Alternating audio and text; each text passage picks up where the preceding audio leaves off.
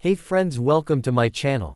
So today we are gonna see, what if Deku was VILLIAN from the beginning? So before we start, check out my Patreon page for 18+ exclusive mature content. We will now proceed to the video. I want to be a hero. A young Izuku exclaimed, posing proudly on the dining room chair like All Might, but the only reaction he got from the other two who were present were wide eyes and pauses. Izuku, what are you wearing? His father asked. The little boy was wearing a hoodie with cut-out paper shapes roughly similar to the patterns on All Might's Golden Age costume, with two tufts of paper stuck to the hood to mimic the hero's hairstyle. Oh, it's an All Might costume. I made it myself, the little boy proudly told his family.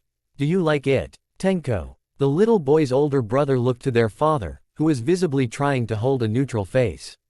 Of all jobs, of all people. Hisashi squeezed the spoon he held. His so-en's smile was so wide and full of mirth that Hisashi fought the urge to show displease and instead smiled at his youngest son. Yes, I do. Izuku looked out the window, watching as they drove past neighborhoods. He wore an excited face. He just can't wait to get to Ua. He had always dreamed of it, ever since he was a kid. And now, he's finally going there. Of course, it helped that he was in the recommendations. Master Izuku. Izuku looked up at the man around his 30s. He wore a chauffeur's uniform. His skin color is a light blue and has pointy ears. He looked at him confused for a second before he realized and covered his mouth with his hands. He was mumbling again. The man just giggled. You wouldn't happen to be nervous now, would you? Izuku chuckled while scratching the back of his head. Not really. I'm finally going to Ua. It's been my dream. The boy's smile was wide and pure, making the chauffeur put on a simple smile to hide what he was really thinking. It wasn't too long until the car was slowing down and stopping in front of the gates of Ua. Izuku's eyes glistened at the sight of the gates, and didn't take his time getting off the car. He didn't bother to look back at the chauffeur when he mentioned what time he was going to pick him up. He simply nodded, and heard the car leave. Taking a deep breath, Izuku took his first step into his dream school. His green eyes shimmering, full of hope and dreams. This is it, he thought. I'm going to be a hero.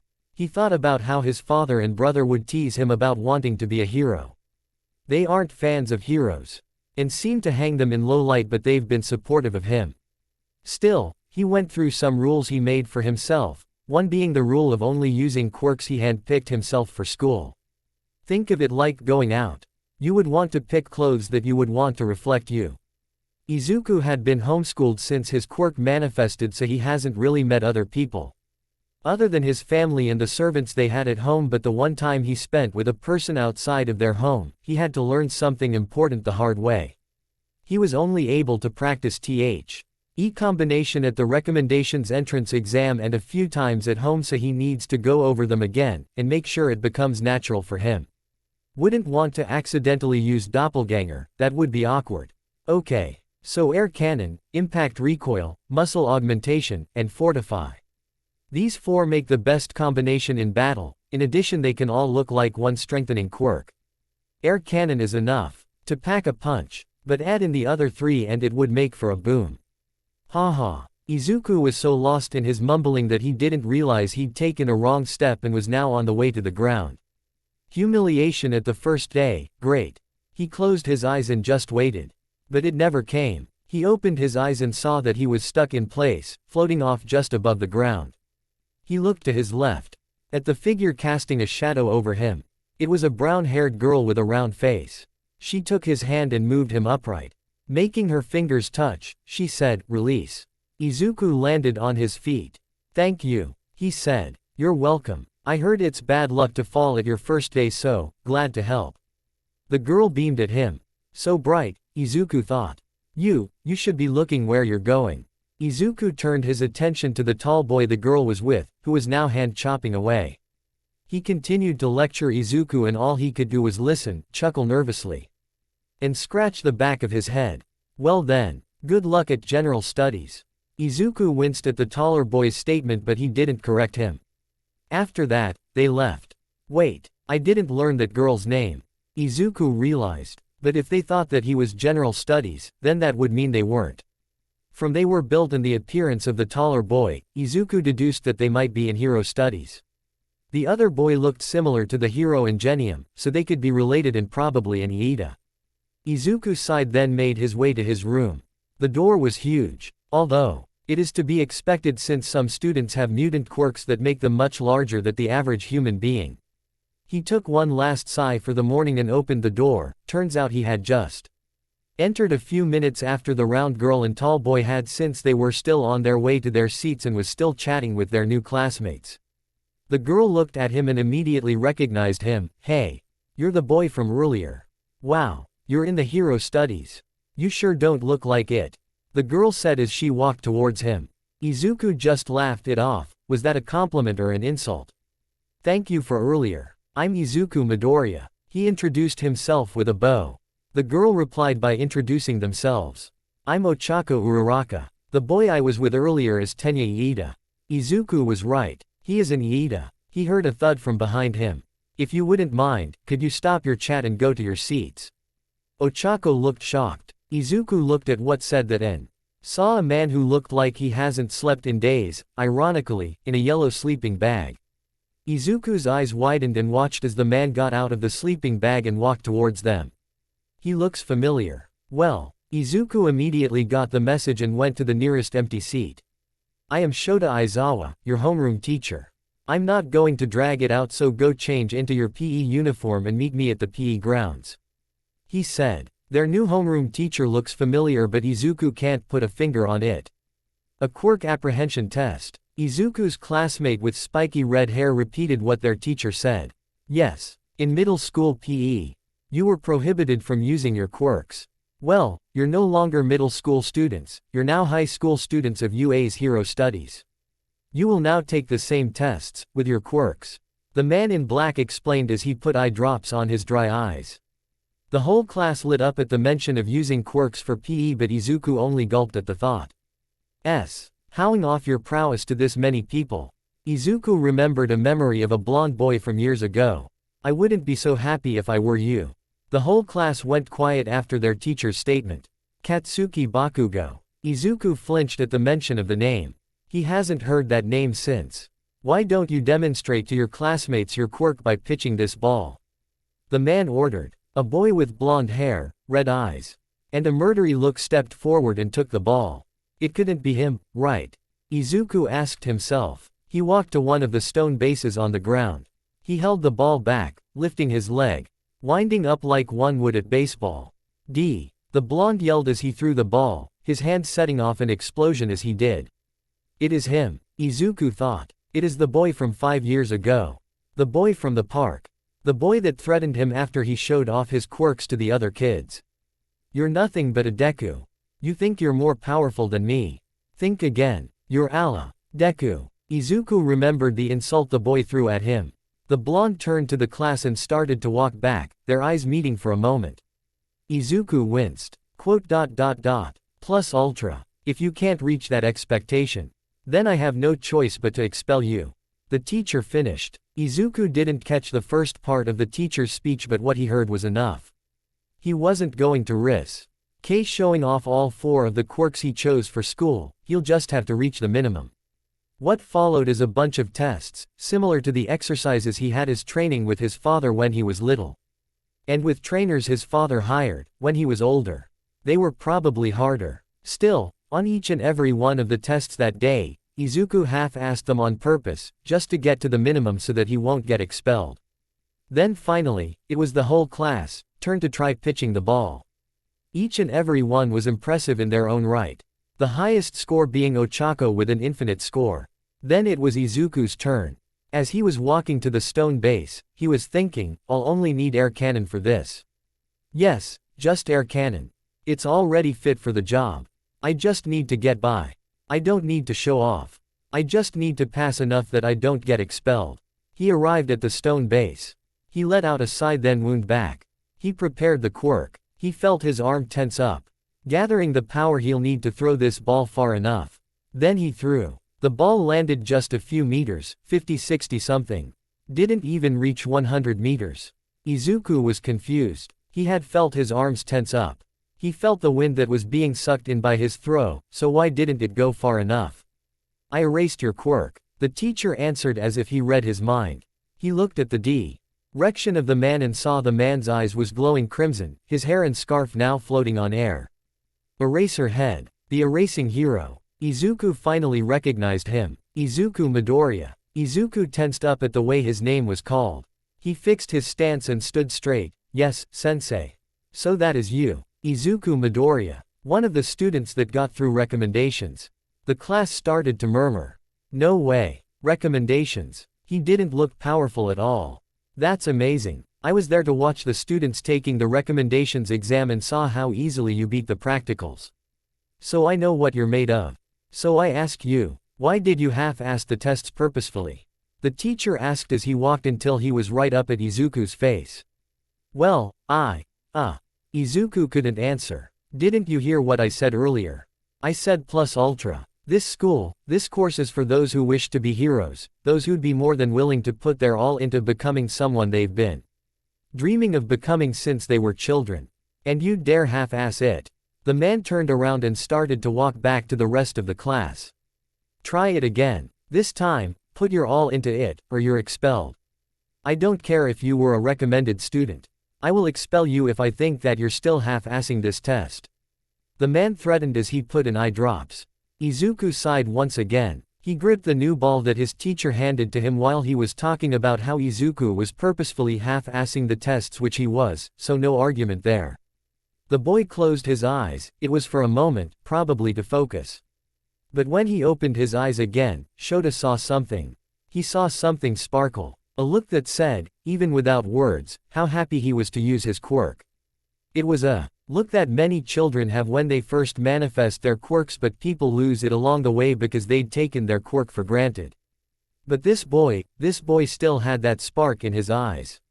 Unexpectedly, the boy's arm swelled and twisted, ripping the sleeve of his PE uniform as the muscles kept getting huge. Aizawa could hear the surprised murmurs of the students behind him. The boy wound up like he did earlier. Wind was sucked up as he threw the ball, the force so immense that it created a sonic boom. The floor broke and dust flew everywhere. No one had noticed the honorable someone in his other form that had been watching out of sight, whose jaw dropped to the floor and blue eyes was full of fear because of what he had witnessed. No way, it can't be. When the dust settled, Aizawa saw that Izuku was looking at him, waiting for the result with the most proud and content smile he's ever seen. Aizawa couldn't help but flash a sick but proud smile of his own. Infinite. Aizawa told them the boy's score. He definitely accidentally used too many copies of muscle augmentation. It was supposed to be just a support quirk. Well, it did the trick and impress. Aizawa-sensei, so Izuku can't really complain. Izuku looked at the PE shirt in his hand and sighed. Of course, because of that excitement, he forgot about his uniform and the sleeve tore. He put the shirt in his locker and grabbed his regular uniform. Midoriya. Izuku looked at the speaker. It's the Iida boy. Tenya. What is it? Izuku looked at the boy with the quirk engine. Unexpectedly, the other boy bowed and started apologizing. I'm sorry for what I said earlier. I was being shallow and assumed you were a general studies student, when in fact, you're more skilled than anyone else here. Izuku was a little surprised, but still, he was satisfied with the apology. No, it's alright. My brother kinda teases me about how plain I look compared to him and our dad, so I guess I'm kinda used to it. He made an excuse to not humiliate his classmate. I think he's had enough humiliation for today. The engine boy stood straight and forced a simple smile at his classmate's statement. Still, that was a very manly power. Their spiky red-haired classmate hung his arm around Izuku, slightly surprising the green-haired boy. What do you call it? The red hair followed up. Power limb. It lets me use various levels of strength on my arms and legs. Izuku explained. With a quirk like that, it's not surprising you got in through recommendations. Their classmate with the tape quirk commented. It's not just it. My dad had me training since my quirk manifested. So I had a lot of practice with it. My dad and brother had been supportive of me even though they don't like heroes that much. Izuku told them. They don't like heroes. Why? Tenya asked. They think the job's a little hypocritical. Izuku bluntly answered. Oh please. Izuku winced at the voice. A blond boy was stomping towards him, pushing and shoving those who were in his way. When he was just a meter away from Izuku, he talked, "Ha. It is the brat from years ago. Deku." Izuku winced at the name. "So you still think that you're more powerful than me?" The blond boy's arms popped explosions as he yelled. Izuku kept flinching at each explosion but kept his stance. Acting all weak then showing off. "The typical Deku that I met at the park. If you really think you're more powerful then why don't you fight me?" The blond boy's explosion was bigger than before. Izuku gave and took a step back. Enough. They all looked at the man who had just entered the locker room. It was Aizawa-sensei. The sight of him made Izuku relieved.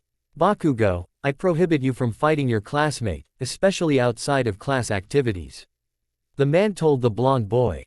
"Change back to your uniforms and go to your next class." Izuku was on his way out of the gate when his phone rang. He took it out from his pocket and saw that it was his brother calling. "Hey, Tenko. How's abroad?" Izuku talked first. "It's a pain," his brother answered from the other side, putting stress on the last word. His brother's reply made him laugh. The other side laughed too. "So how was the first day? You weren't letting them win just because they're weaker like you used to do with me, were you?" His brother asked in a slightly coarse throat. Did he lose his voice recently or something? Izuku asked in his mind. No. Izuku denied but then backtracked. I mean, yeah, but it was only because I saw this kid Agmer him. The other side was quiet. Tenko, you still there? Izuku asked. Yeah, I remember him. His brother's voice was quite low, there was some grim in it. Izuku, don't let him get to you, okay? You're powerful enough to beat him any day. Izuku's brother told him. He could only chuckle. It was quiet for a few seconds before Izuku changed the topic. You really need to get your throat checked. Your voice sounds so wrecked. And you have such a smooth voice. Tenko only laughed. I'm taking some lozenge at your wish. Don't worry about my throat. Okay. Izuku smiled and then he remembered something. Hey, is Dad there? Izuku asked. He's busy right now. He'll call you later. His brother bluntly answered. Izuku went quiet. You miss him, don't you? His brother asked. Izuku hummed yes, I just want to see and hug him again. Hey, don't worry, he'll be home soon. I promise. We promise. His brother reassured him. Okay. Izuku's voice was without mirth. Anyway, I got to go. I'm needed. Tenko hung up. Izuku sighed. Midoriya. Izuku looked at the person who called him. He looked back and saw two familiar faces walking his way. Ochako, Tenya. Hi. Izuku waved at them. When they were a few steps away, Ochako asked him. You want to walk home with us? No, thanks. Our chauffeur should be here any second. Izuku said. Then a car stopped in front of them. Oh, here he is. He chauffeur from earlier that day came out of the driver's seat and went around to open the door for Izuku and noticed the two other children. You made friends, Master Izuku? The chauffeur asked. Master, you're a rich kid. Wow, looks really can be deceiving. Ochako commented. Izuku blushed and scratched the back of his head. Hee. Well, a rich man's kid. He chuckled nervously then he asked his new friends, you guys want a ride? Quote, is it okay? Ochako asked. Of course, it is. Izuku answered. Toshinori in his true form watched from afar as Izuku and his friends got in a car and drove away. He furrowed his missing brows. All for one son is Inuwa. He thought. Wait, no, he's letting his fear get ahead of him. The kid's quirk is similar to the man but he has no proof. The kid doesn't look anything like the man. And his quirk might just be a simple muscle-enhancing quirk that causes limbs to look eerily similar to the arm that. Toshinori covered his mouth with his hand but some blood was still able to leak out. Damn that man. It's because of that man that he lost his stomach and now has a time limit on his hero time. Toshinori gritted his teeth, then his face softened. At least, the man's dead. At any case, he should investigate that kid. See if he is all for one's kid. If he is and he's Inuwa, he might be acting as a spy, an infiltrator.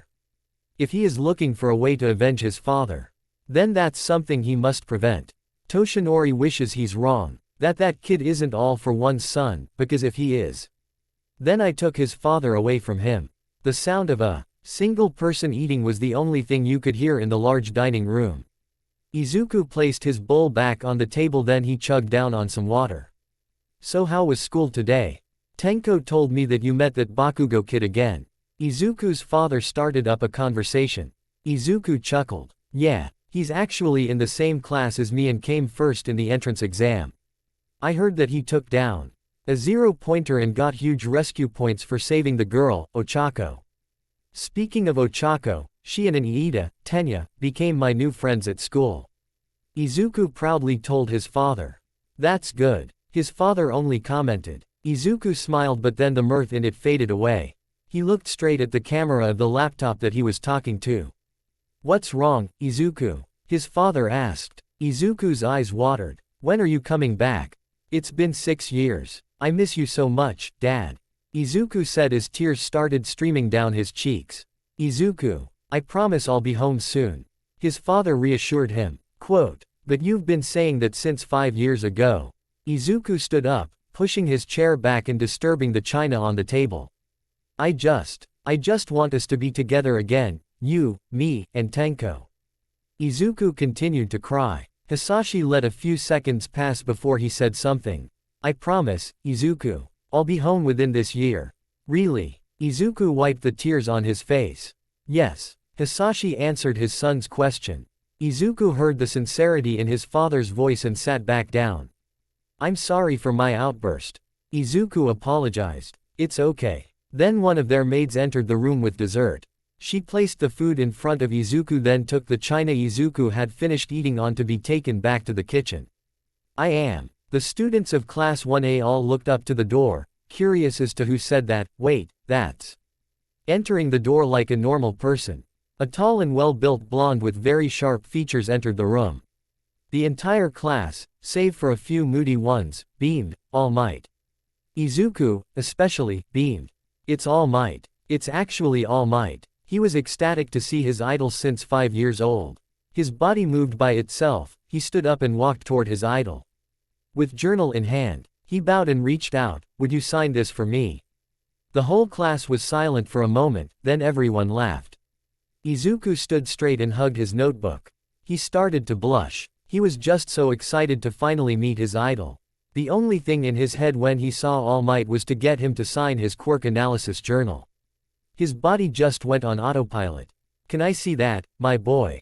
All Might asked. The whole class quieted down. Then Izuku handed over his journal to the pro hero. Toshinori looked at it. It was a hardcover journal. Nothing else to note other than quirk analysis written on the cover. He flipped to a few pages, reading some parts as he did. They were incredibly thorough analyses.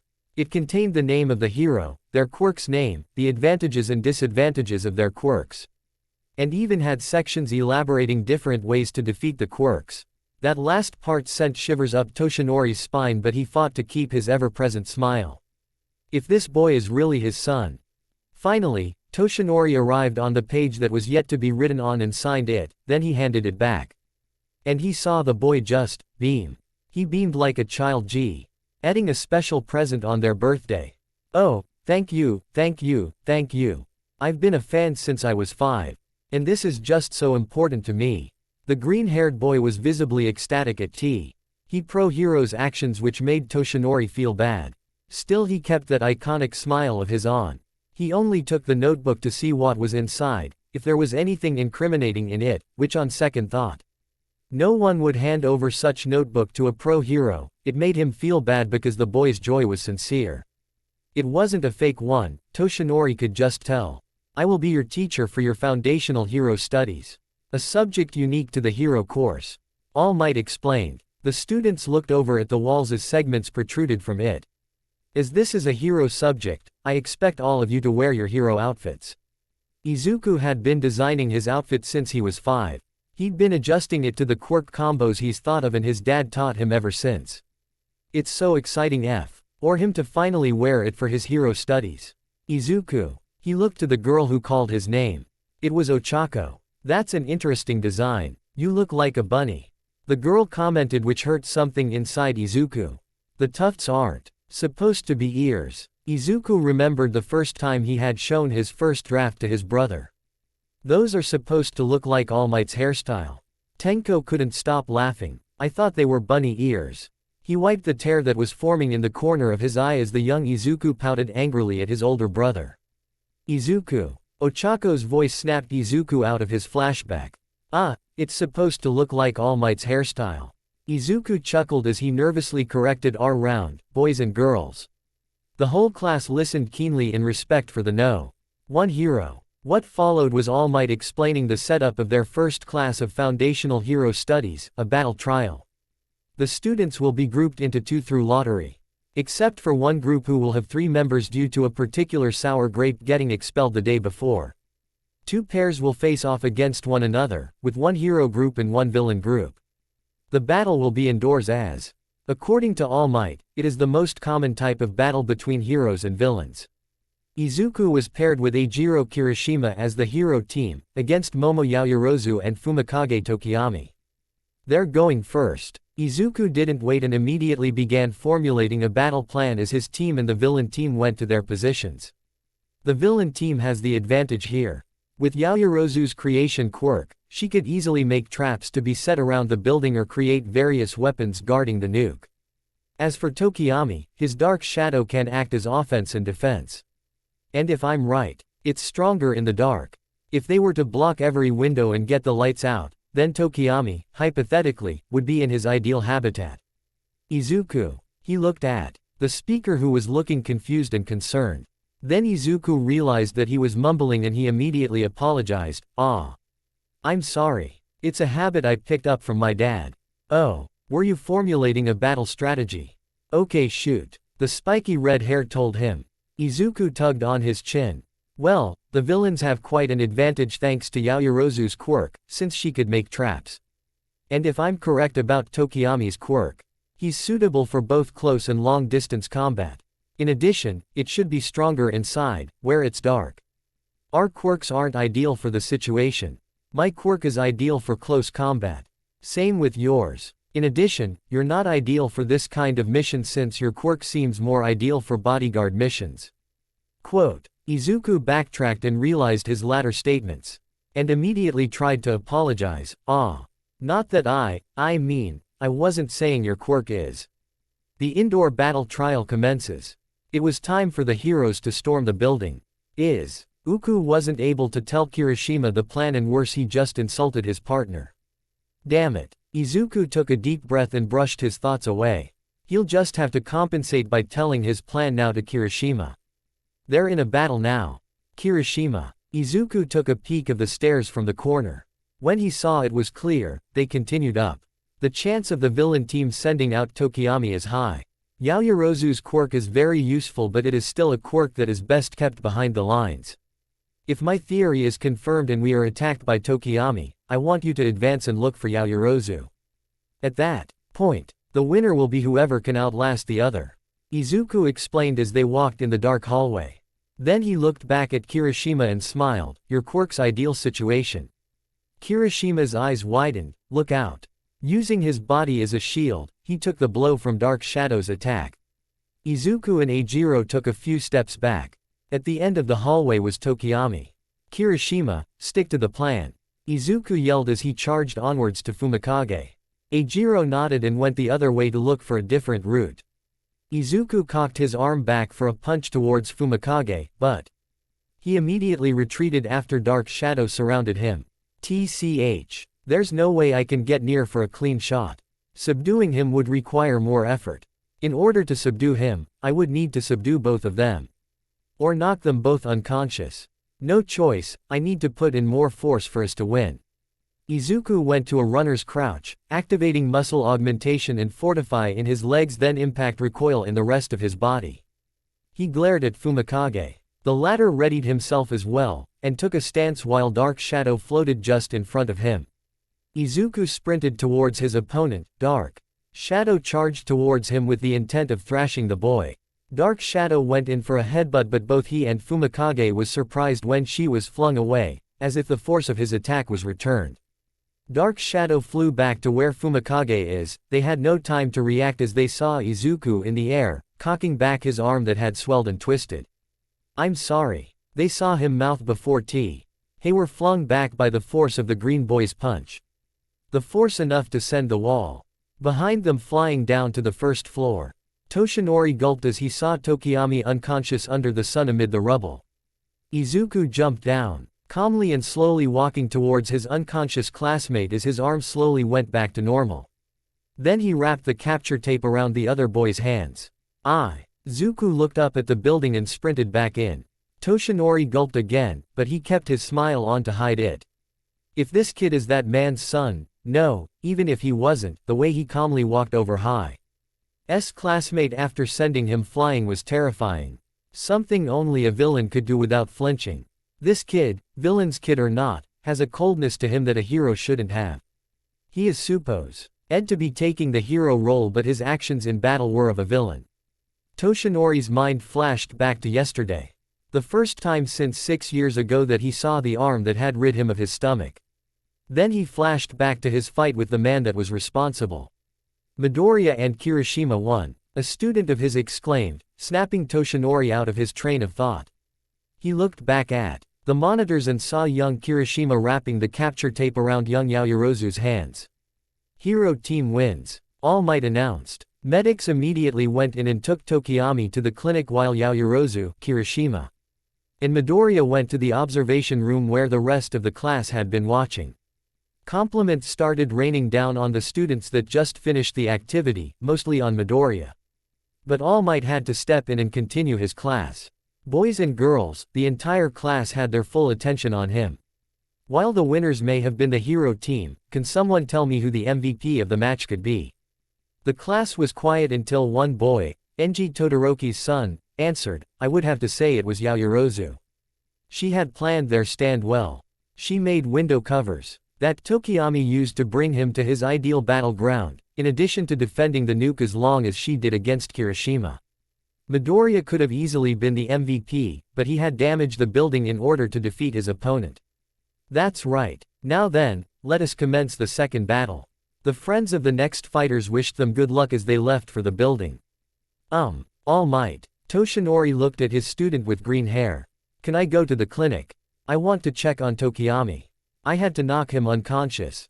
I already apologized to him before I attacked, but Midoriya paused. He apologized, but I still want to check that he's okay.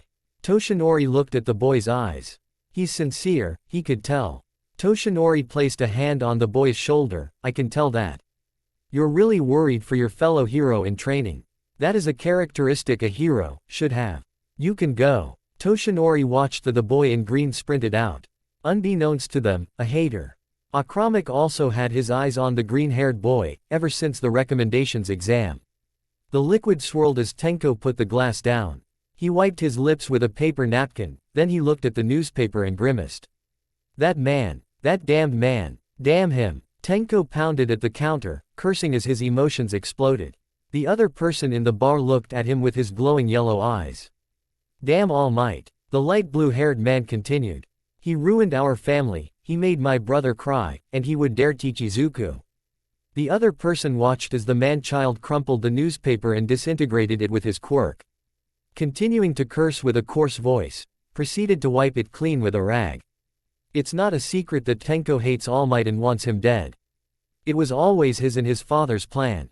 But it all became personal after the battle between Hisashi and All Might 6 years ago. It was because of All Might that Hisashi couldn't come home to Izuku anymore. They couldn't let Izuku see him. Not with what All Might had done. Tenko knew that he'll eventually have to leave Izuku one day to become Hisashi's successor. He knew it'll hurt his little brother, but he always thought that their dad will still be with them, but he was wrong. All Might had taken their father away from Izuku. In every phone call, Tenko could hear the sadness in his brother's voice, he could hear just how he missed them. All Might is supposed to inspire happiness in those who look up to him, but what did he do? What did he do? He made Izuku cry, that's what. In a surge of emotions, Enko grabbed the glass he drank from before and threw it to the wall. Kurogiri could only watch as it broke into tiny shards. Kurogiri. Tenko stood up, pushing his chair back and making the wood scratch the floor. It's time. A portal opened and Tenko walked in, then out to the front gates of Ua. Then it's settled. Izuku Midoriya as the president and Momo Yaoyorozu as the vice president. Awa Sensei's words echoed in Izuku's head. How on earth did he even get the role? Does he even deserve it? Izuku. Izuku looked at his eyeglass-wearing classmate. Yeah. Is something bothering you? Tenya asked the green-haired boy. I guess I don't feel like I deserve the position of president. I think this spot should go to someone else, like you, for example. Izuku answered. I think you do deserve it. Everyone at the table winced. He spoke. They all thought in their minds. The person they were referring to was Shoto Todoroki. He had asked to sit with them. Which was weird, they admit, but they just brushed it off. Since then, he remained silent and just ate, until that one statement. You proved yourself at the quirk apprehension test and battle trial, you are formidable. Shoto added. Everyone awkwardly agreed and nodded. A sudden alarm startled the whole cafeteria. Attention, UA. Grounds have been breached. Please evacuate in a calm manner. Izuku, Tenya, Ochako, and Shoto attempted to do so. But they were overwhelmed and separated by the other students that were trying to get out quickly, leading to the whole student body stuck in the hallway. Ochako, Izuku, where are you? Tenya tried to call for his friends from his position against the wall. Ochako was stuck between students somewhere in the middle, over here. Gah! Izuku grunted as he hit the glass hard. He felt liquid flow down from his forehead. He opened his eyes and was astounded by the view he saw. Outside, was a group of media people. They were the reason this whole fiasco was happening. Izuku frowned and grimaced. He struggled to get his arms up. Activating muscle augmentation and fortify, he clapped his swollen arms. The shock wave was enough to shatter the glass and catch the attention of the students. Who all got out. Blood continued to flow down from Izuku's forehead, and in a surge of different emotions, frustration, disappointment, anger, he yelled at his fellow students. They gave simple instructions. To evacuate in a calm manner. But no. Everyone gave in to the terror and panicked as well. You are all in UA. Some of you are training to be heroes, and you would dare act like 5-year-olds in a situation like this. I only heard what? 3, 4 people. WHO tried to calm the student body. You should all be ashamed to be UA. Students. Izuku's words were loud and clear, for someone who's been quiet. It shocked his classmates. Shota, Toshinori, Hizashi, and Nedzu frowned at the sight of UA's gates. It was completely destroyed, disintegrated, decayed. Shota grimaced. Damn the media. All for an interview with the #1 hero, he cursed in his mind. A few students got injured during the panic that ensued. Midoriya, his student, got injured. We'll have to strengthen security. Shota commented. It's already being worked on. Nedzu replied with a straight face. But what about the person with the disintegrating quirk? Shota asked. The police are working on it. Toshinori answered. Let's hope so. I have a bad feeling about this. Shota voiced his opinion. The other 3 teachers looked at him, gave him a confused look. No one would dare attack UA's walls. No villain would. Especially now that All Might works here. The media has balls, but they wouldn't dare vandalize UA walls. Shota's words made the atmosphere tense. No one dared to give a comment for a few seconds. But that Midoriya kid handled the situation well, didn't he? Hizashi changed the topic. He's your student, right, Shota? He followed up. Shota hummed yes. Little too vicious, but I think it was because of the extra adrenaline and seeing his own blood. Hizashi added. Something in the voice hero's words riled up Toshinori's phantom stomach. Izuku took a deep breath. He patted his forehead where his injury was. Recovery Girl's quirk is amazing, it's like he was never even injured. Recovery Girl said that it wasn't serious, so that was something to be grateful for. With or without her healing quirk. The quiet of the room was shattered by Izuku's phone. Seeing it was Tenko, he answered, hello. What on earth happened? Izuku had to distance the PH1 from his ear because of the suddenness of his brother's voice. Not wanting to hurt his eardrums, Izuku pressed loudspeaker. Hey, Tenko. How's work? He nervously asked. Don't detract from the question, Izuku. I got a call from your school about an injury. Where'd you get it? Tenko insisted an answer. Well, you see, in a desperation to get an interview with All Might, the media broke through the gates. Which kinda set off the alarms. Chaos ensued and we got stuck in a hallway. In the panic, I was pushed towards the window glass, where I hit my head too hard, but don't worry. It's fine now. Recovery girl already healed it. Izuku answered. Izuku expected a reaction, but he got nothing. The other side was quiet, eerily quiet. Tenko. A few more seconds passed before Tenko said something. I'm sorry, little brother. Tenko's voice was low and soft. Izuku was confused, what for? Don't worry about it, Tenko. It was just a little wound. No permanent damage. It's not like I broke bones. Izuku laughed. But his laugh died down when Izuku noticed that he wasn't getting any reaction from the other side. Tenko. Quote. Tenko, you still there? Quote. Tenku tilde. The call ended. Did I say something? Izuku contemplated calling his older brother, but before he could do so, the clinic's doors snapped open and his friends entered and ran towards him. Izuku. Are you okay, Ochako? That was a risky move. Breaking the glass, you could have gotten more hurt, Tenya while chopping the air. You're fine, now, right? Shoto, wait, you're also here. Guys, I'm fine. Recovery girl already had it covered. She had me miss afternoon classes because she was worried I might get a little lightheaded, but really, I'm fine. Izuku told his friends and they eased up. But tensed up again due to surprise when Izuku's phone ringed. It was his dad. We'll be outside, Tenya told him, and the three of them proceeded to walk away. Izuku answered and put him on loudspeaker. Hey, Dad.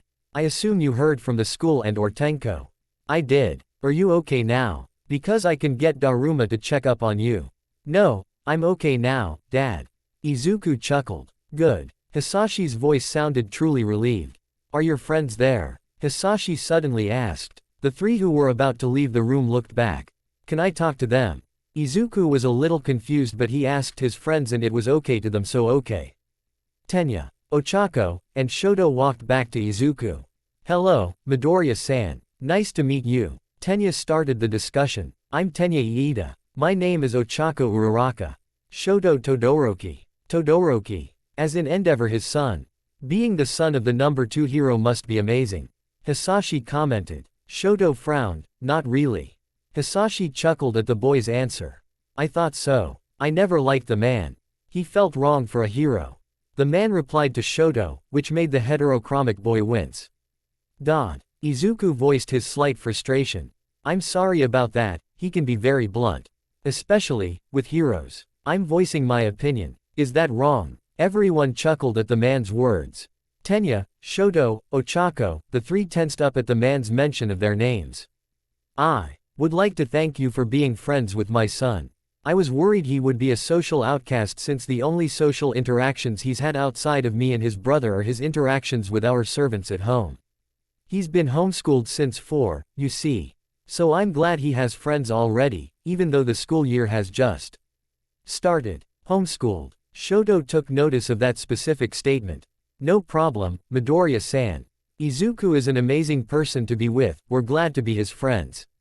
Ochako replied. Ah, well then, I need to go. Bye, Izuku. Bye, everyone. The call ended. Izuku whoa. A big smile after hearing how happy his father sounded. Your dad is nice, Izu-kun. Ochako smiled at him. Izuku could only smile and nod at the compliment. He's coming home this year after 6 years of being abroad, so I'm excited.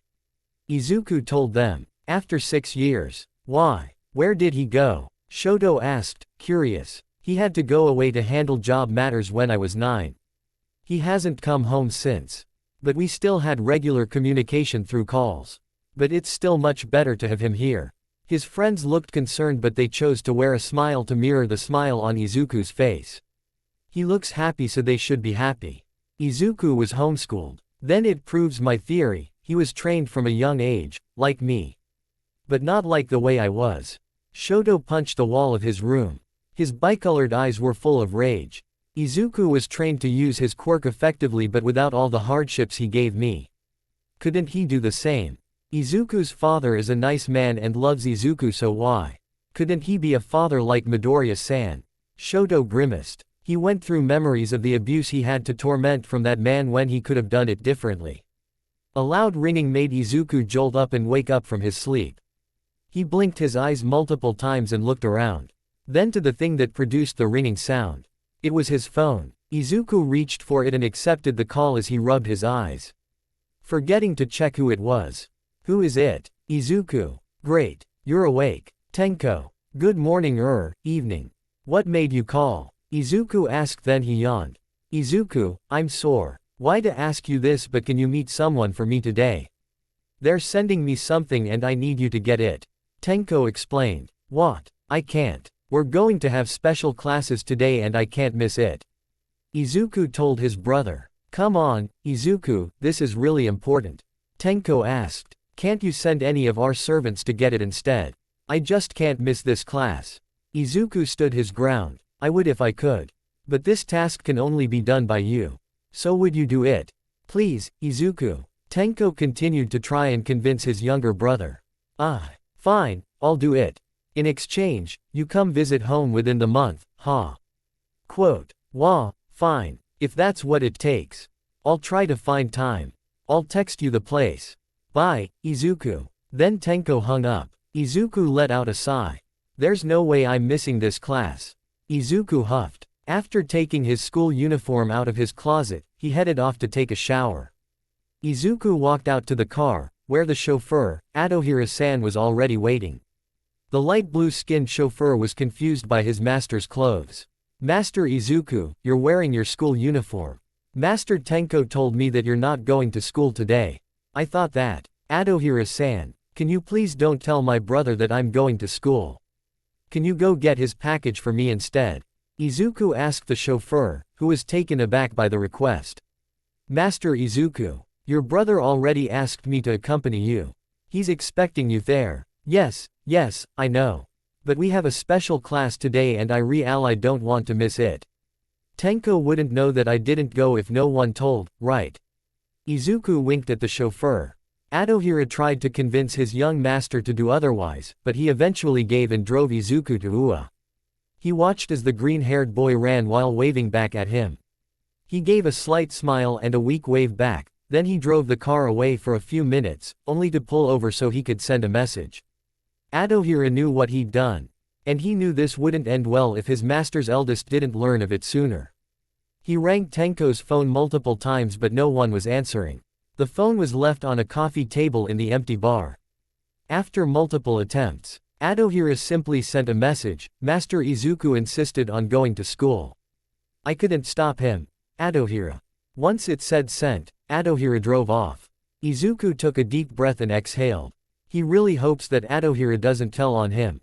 But even if he did, Tenko would understand, right? Wait, what if he doesn't? Izuku started to mutter, which caught the attention of half of the bus.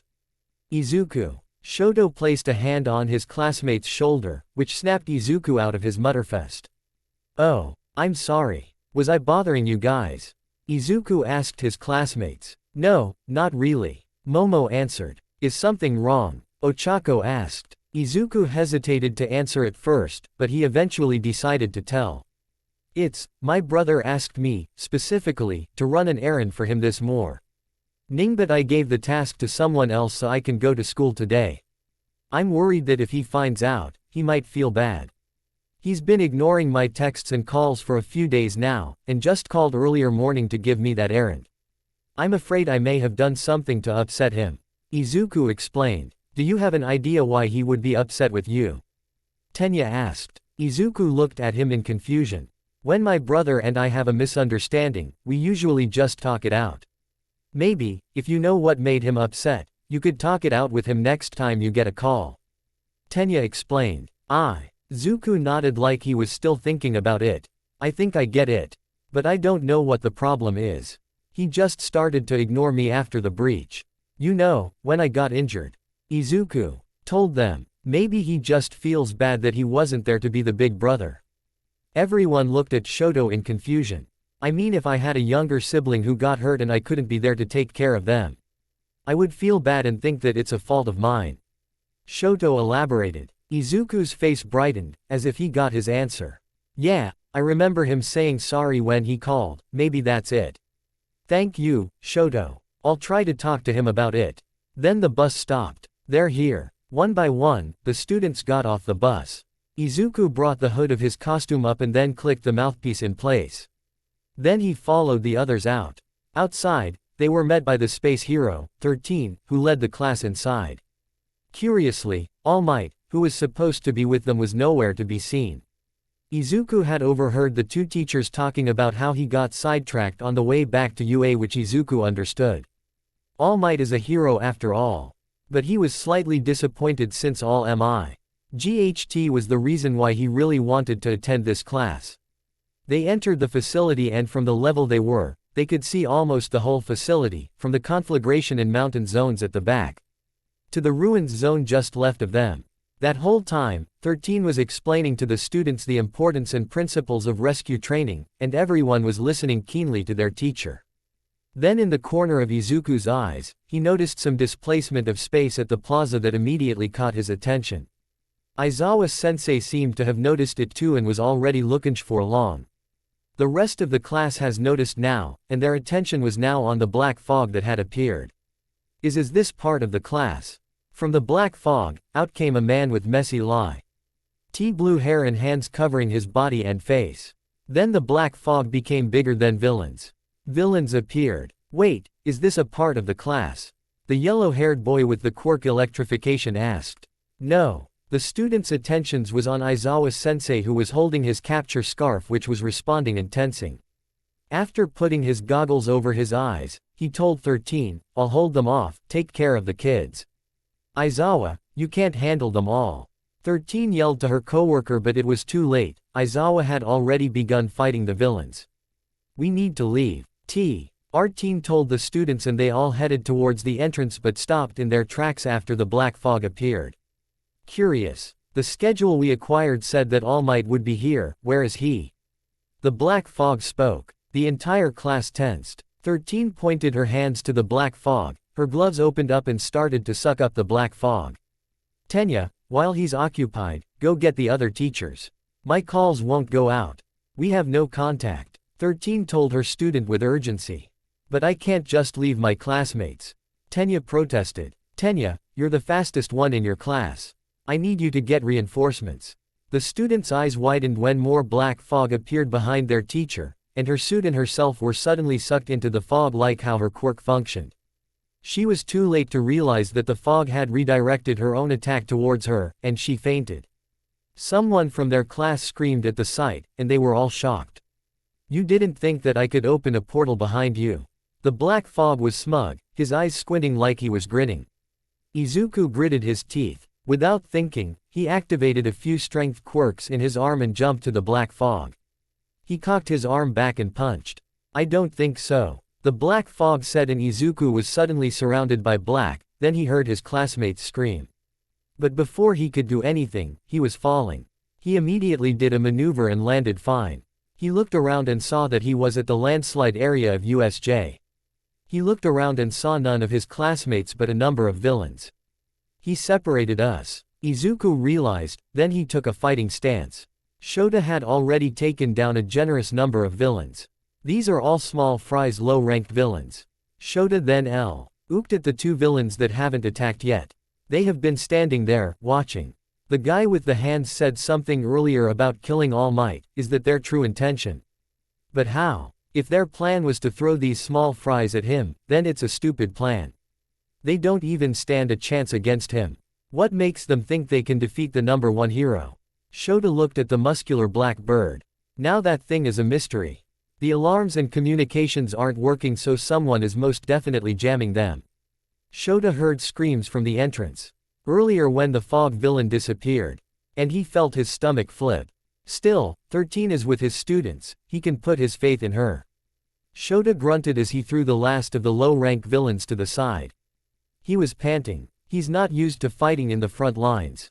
They're not actually the ones who'll kill All Might, if you were wondering. Shota placed his attention on the speaker. The man with the hands all over his body. He was standing in a laid-back position. His hands were tucked inside the pocket of his pants and he was staring off to the distance. Eraserhead, the erasure hero. The man's voice was coarse. Tell me, where is All Might? He has done something wrong and he has to die for it. Shota frowned. Why don't you tell me how you plan on killing him first? Shota demanded the villain. The man chuckled, then he charged towards the hero. Shota advanced as well, activating his quirk. Shota sent his capture scarf to the villain, which the latter caught. The villain pulled Shota nearer, a tug Shota didn't counter. Using the momentum from the villain's pull, Shota shot a punch, but the villain was able to catch his hand. The villain glared at Shota, then he suddenly began a countdown, in 3, 2, 1. Shota blinked, thereby deactivating his quirk. You have an interesting fighting style, Eraser Head, did you know that? The villain suddenly stated, catching Shota off guard. Shota looked at his fist that the villain was still holding. His hand felt cold for a moment, but then it was suddenly followed by a burning sensation. His hand was slowly disintegrating. Shota tried to retrieve his hand, but the villain's grip was strong. The man was stronger than he looked. Suddenly, a loud clap was heard from the direction of the landslide zone. The villain looked at the direction of the sound, almost shocked. Shota took the chance and kicked the man away, then he took a few steps back. So he's the one responsible for the breach a few days ago. Shota rightfully deduced. No. That clap, the villain said under his mask. Then the black fog suddenly appeared behind the decaying villain. The man, who still seemed to be a little shaken by the sound they heard earlier, looked to the fog and asked, Kei Kurogiri. What are you doing here? Aren't you supposed to be preventing the students from escaping? I'm sorry, Tamura Shigaraki, but I regret to inform you that a student has escaped. Reinforcements should be arriving in a few minutes. The fog reported. That visibly irritated the man named Shigaraki, and he started to aggressively scratch his neck. No, no, no, no, we were this close to killing all might. I'm not leaving, Shigaraki yelled, but then he stopped when two students caught his attention. Shigaraki laughed. It's okay, we may have failed in killing him today, but maybe we can damage the pillar. Just a slight crack will do, Shigaraki said grimly. Shota looked at the direction where the villain was looking at. His eyes widened as he realized what the villain was talking about. He saw two of his students, Uraraka and Asui. No, Nomu. Before Shota could even leave his spot, he was shoved down to the ground. He heard a few of his bones crack. He looked up to see the black muscular villain standing on top of him. He activated his quirk but was simply punched in the face by the villain. That is Nomu, an artificial human made specifically to kill All Might. Shota heard Shigaraki talk. Now, if you wouldn't mind, I'm off to damage a pillar. Just a few moments ago, Asui and Uraraka just defeated their villains and are off to the Central Plaza. And Aizawa-sensei has just about finished the other villains. This echolocation quirk really is useful. Izuku looked around and checked that very villain in the area was unconscious. His job there was done. After activating muscle augmentation on his legs, he jumped over the wall surrounding the landslide zone. I should regroup with Asui and Uraraka, then we can all go to Aizawa Sensei. Izuku ran towards the flood zone.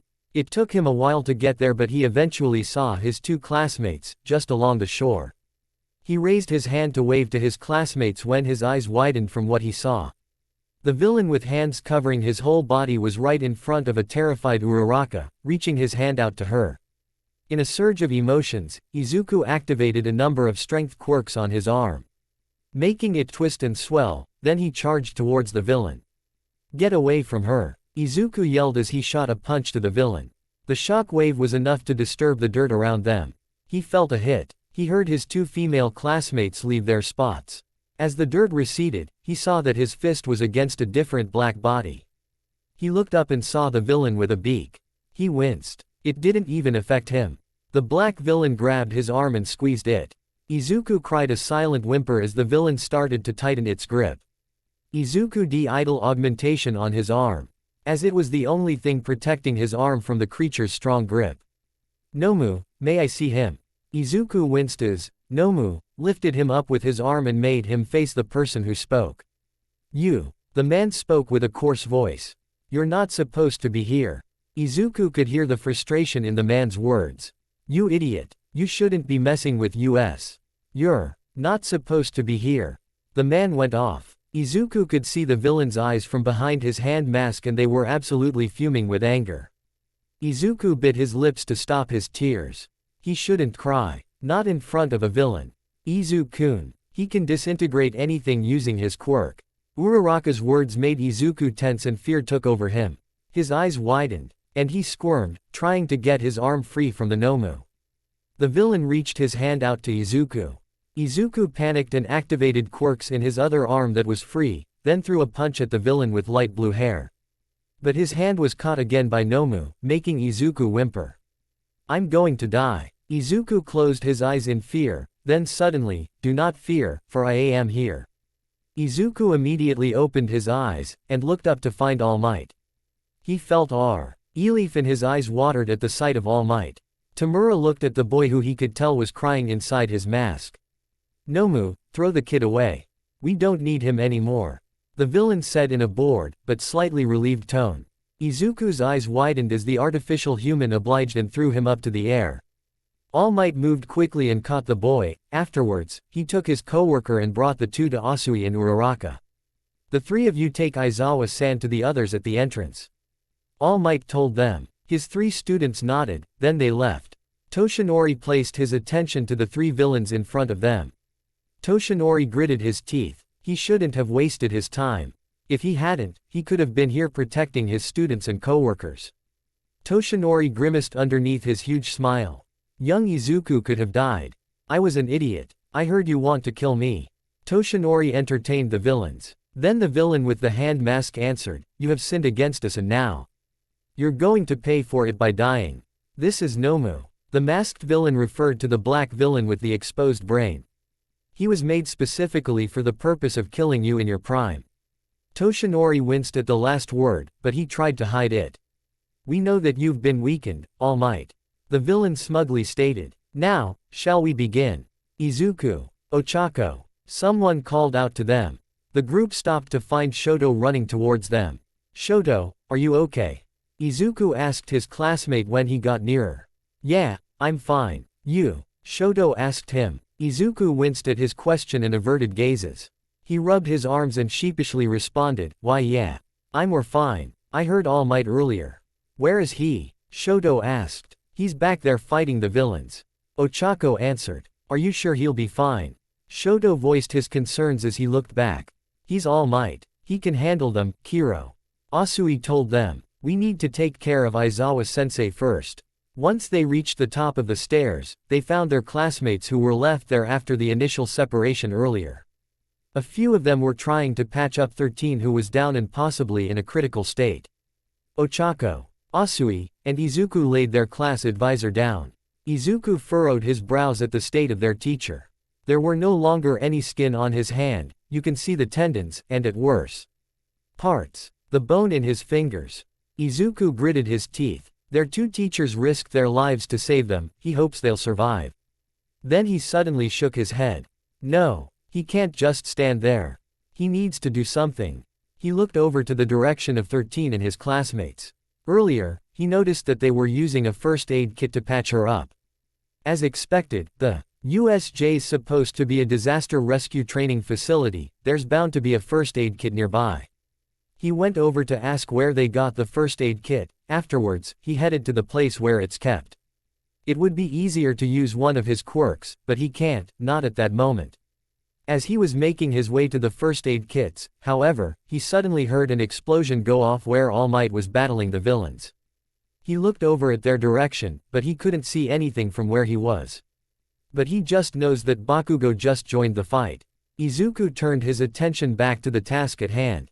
And after getting the first aid kit, immediately rushed back to patch up Aizawa-sensei. One of the trainings he underwent to prepare for heroics was first aid, so this was easy for him. Exactly as he was finishing up, his attention was caught by something black that flew away from where All Might was fighting the villains. Was that? Suddenly, Izuku heard something through one of his super hearing quirks. Footsteps. Many of them, and they're sprinting towards the gate. Izuku's eyes widened after he realized that he and his classmates were in the way. He immediately warned his classmates, "Everyone, move out of the way. The teachers are coming. You might get caught in the crossfire." After his warning, his classmates immediately vacated the middle of the platform, carrying the two unconscious teachers along with them. Then, as if on cue, the teachers broke in along with Tenya. The students immediately felt a wash of relief. What happened after the teachers arrived was a blur for Izuku. After all that had happened, his brain needed time to rest. He remembered the teachers taking care of Aizawa-sensei and 13, gathering the unconscious villains, as well as their other classmates who were still at the other zones. But his brain didn't register much of the details. He also remembered being questioned by the police. Of course, he told them what he knew and what happened. He overheard that they had already apprehended Nomu, and that one of the leaders, Tamura Shigaraki, was shot before they escaped. Izuku shuddered at the thought of how he could have died. If All Might hadn't arrived then, he wouldn't want to imagine. Recovery Girl had healed the injuries of the students, so there were no casualties on their part. At the moment, the police and teachers were simply waiting for the parents and guardians of the students to get them before they were allowed to leave. The familiar sound of a certain car pulling over at the gate swiftly caught Izuku's attention. Looks like Adohira-san's here, he thought. He said goodbye to the teachers, and still with a tired mind, he began walking towards the car, not noticing the man with nicely kept light blue hair who just came out of the backseat. Izuku. The person called to him. Izuku immediately recognized the person's voice and he raised his head to see that it was who he thought it was. His eyes started to tear up at the sight of the person. Tenko. Izuku ran towards his older brother, then he hugged him. He couldn't help himself and ended up crying on the black sweater his brother wore. He doesn't see. Or if his classmates and teachers were still behind him, he almost died and he just wanted to let it all out. He felt his brother's hand gently rubbing his hair. It's okay now, Izuku. I'm here. His brother's voice was calming. Izuku pulled back, then he asked while wiping his tears with his hands, why you're here? I thought you were working. His brother chuckled and helped Izuku wipe off his tears. I was the person you were supposed to meet today. I planned an entire day out for us. I felt bad for being absent when you were hurt, so I rushed all my work these past few days so I can stay home with you for a few weeks. Tenko explained. Izuku's eyes beamed. Really? Tenko smiled and messed his little brother's hair. Of course. You're Izuku's older brother, I assume. Someone interjected. The brothers both looked at Hizashi-sensei, present Mike, who walked towards them. Tenko's bright smile turned to a scowl, then he glared at the school for heroics. Aren't you? Your responsible foe. Are these children, and yet you allowed villains to not only infiltrate your school but hurt your students. What was the staff doing? You're all pro-heroes, aren't you? 2 teachers were critically injured and my brother almost died. Tenko snapped at the man, which caught the attention of the rest of the people there. Midoriya-san, understand that we did everything we could do. We didn't foresee all of this. How the villains were able to bypass security is still under investigation. Hizashi-sensei tried to calm the man in front of him down. Or is this because of All Might? The young man's words made the teachers tense. Hey, Tenko. Izuku tried to stop his brother, but Tenko wouldn't back down. No, you were hurt before because the press wanted an exclusive on All Might. Years and no. Villain dared to attack Ua, but the year All Might suddenly decides to teach, a villain attacks. Who decided it was a good idea for All Might to teach anyway? Can he even teach? The teachers were left silent. We're going home, Izuku. Tenko told him. As he took one step, his leg weakened and he almost fell. Tenko. Izuku helped his brother up. Don't worry. I'm fine. Just an accident at work. Tenko stood straight and got in the car. Izuku looked at the teachers and bowed. I'm really sorry about my brother. He got in the car and they drove off. Not gonna lie, the USJ incident is one of my least favorite arcs to write. In a faculty meeting at UA, all staff were present except for Shota and Anakuro 13, who were both still at the hospital, as well as Naomasa Tsukauchi, a detective from the police force. They were there to discuss the matter of the League of Villains. The police force has been working thoroughly these past few days to find any clues about the League of Villains.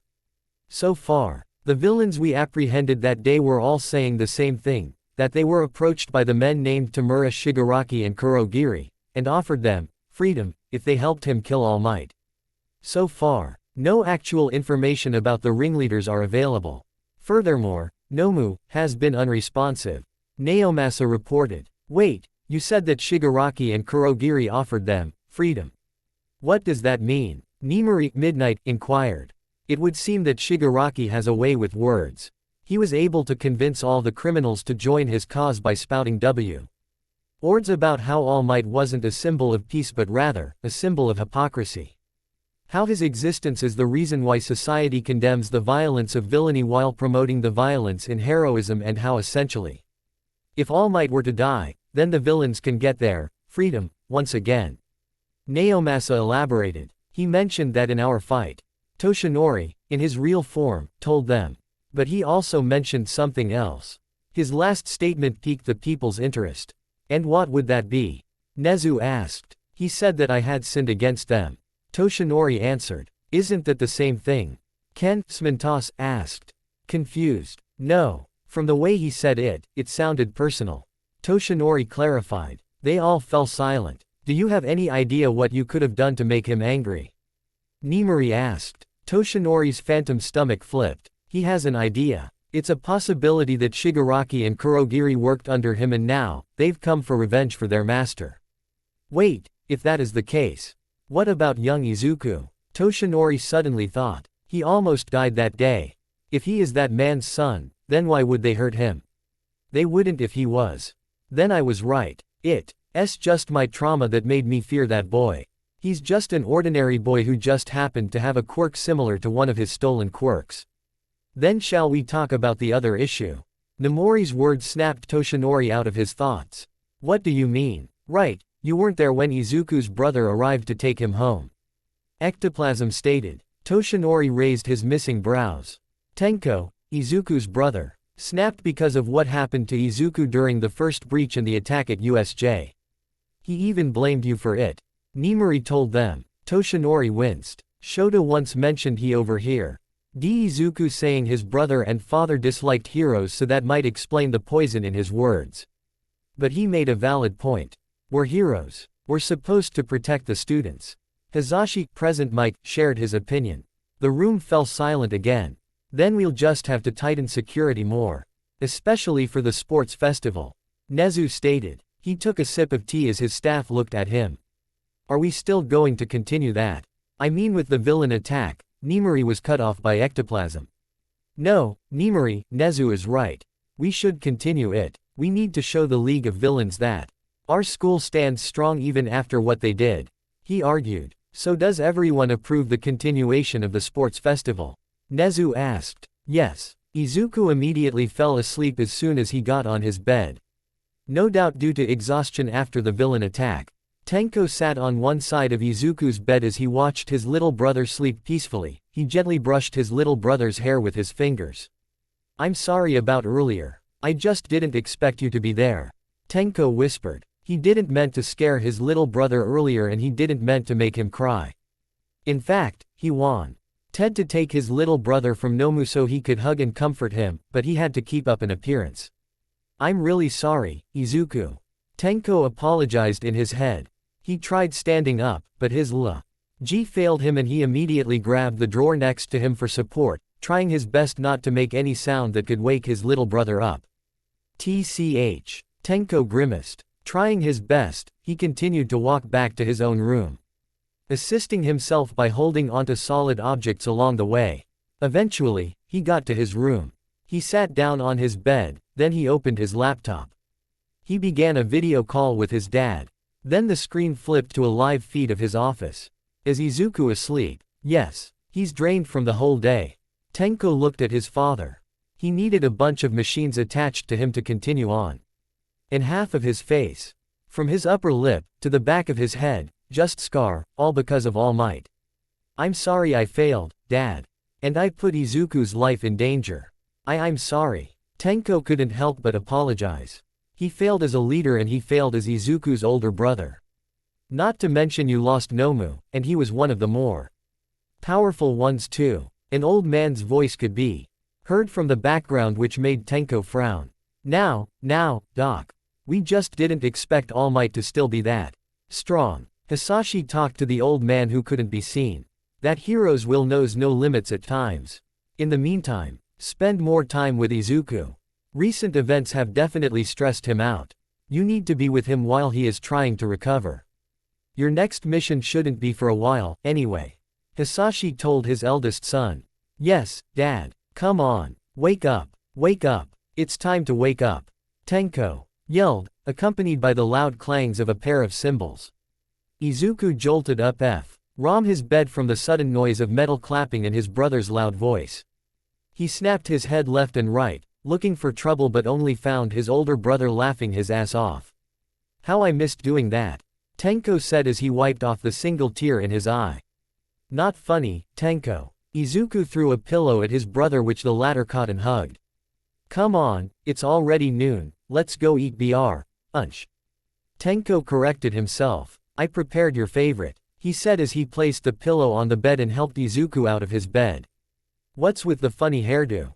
Izuku asked, RRING to the comb that was keeping Tenko's bangs out of his face. Nothing, really. Just needed to keep my hair out of my face. I noticed my hair's been getting pretty long recently, Tenko said while playing with his hair. Izuku laughed and got off his bed. It was then that he noticed the bandage around his brother, red by blood. Hey, what happened to your leg? Izuku asked. Oh, it's nothing. Just a work accident. Tenko brushed it off. Izuku furrowed his brows at his brother's dismissal. Tenko, you need to be careful. You shouldn't push yourself too much. I mean, look at your hands. Izuku grabbed both of his brother's hands. The fingers individually wrapped by sterile cloth. They've been under bandages since I've remembered.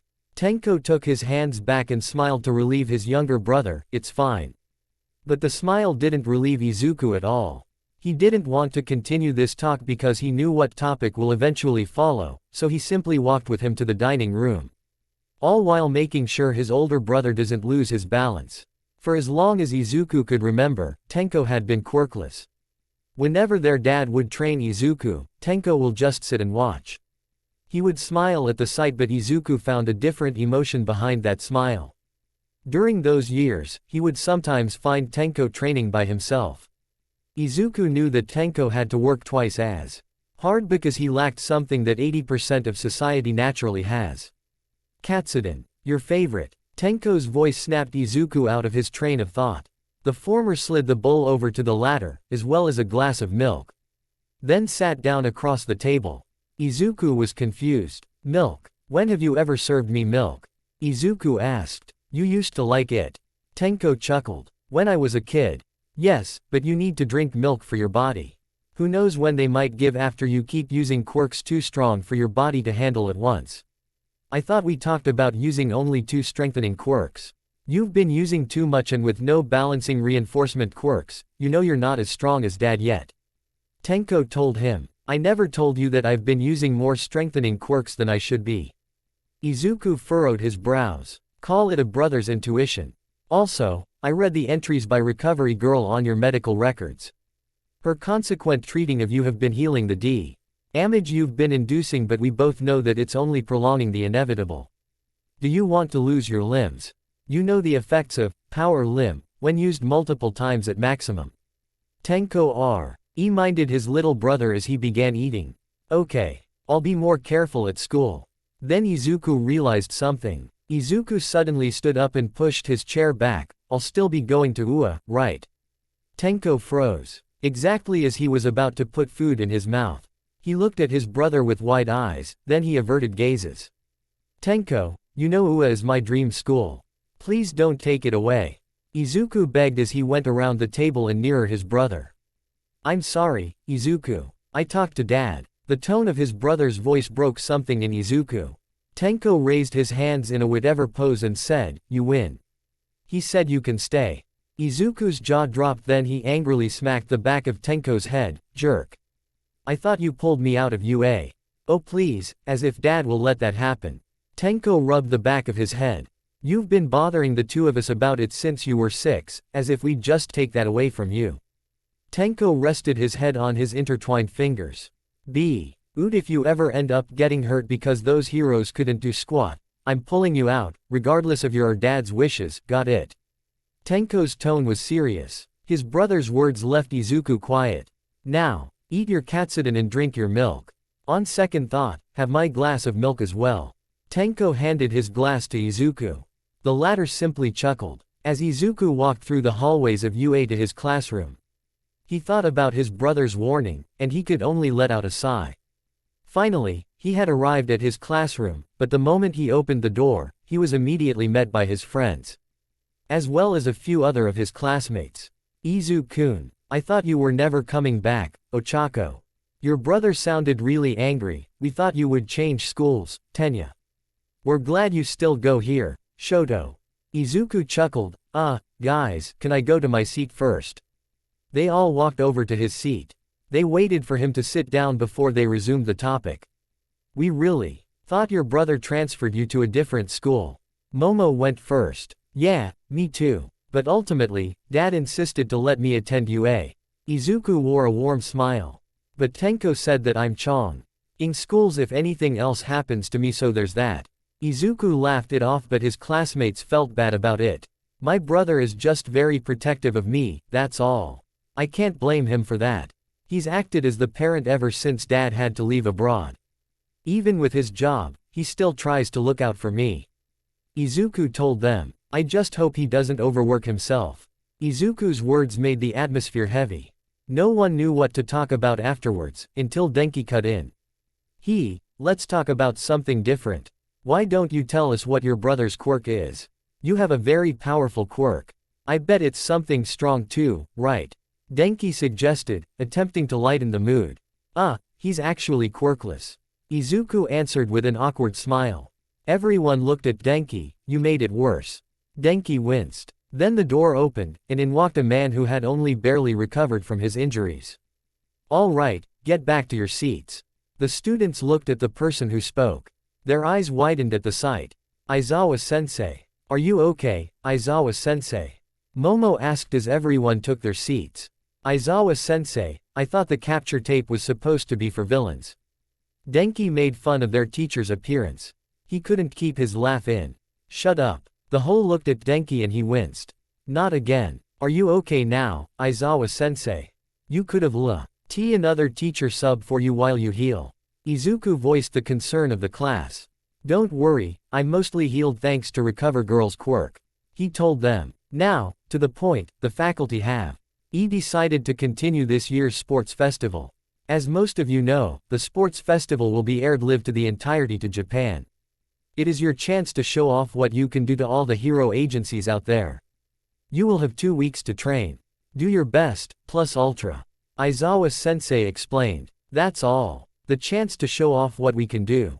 Izuku rolled his hand to a fist. If I do great at the sports festival, then I'll be a step closer to becoming a hero. Once I get to be a hero, then I can help my parents with earning money. Ochako-chan sounded so enthusiastic, making Izuku smile at her statement. Then he thought of an idea to help his friends. Hey, you guys want to train at our house? Izuku suggested. Your house? Tenya sounded confused. Yeah, we actually have a training hall at home.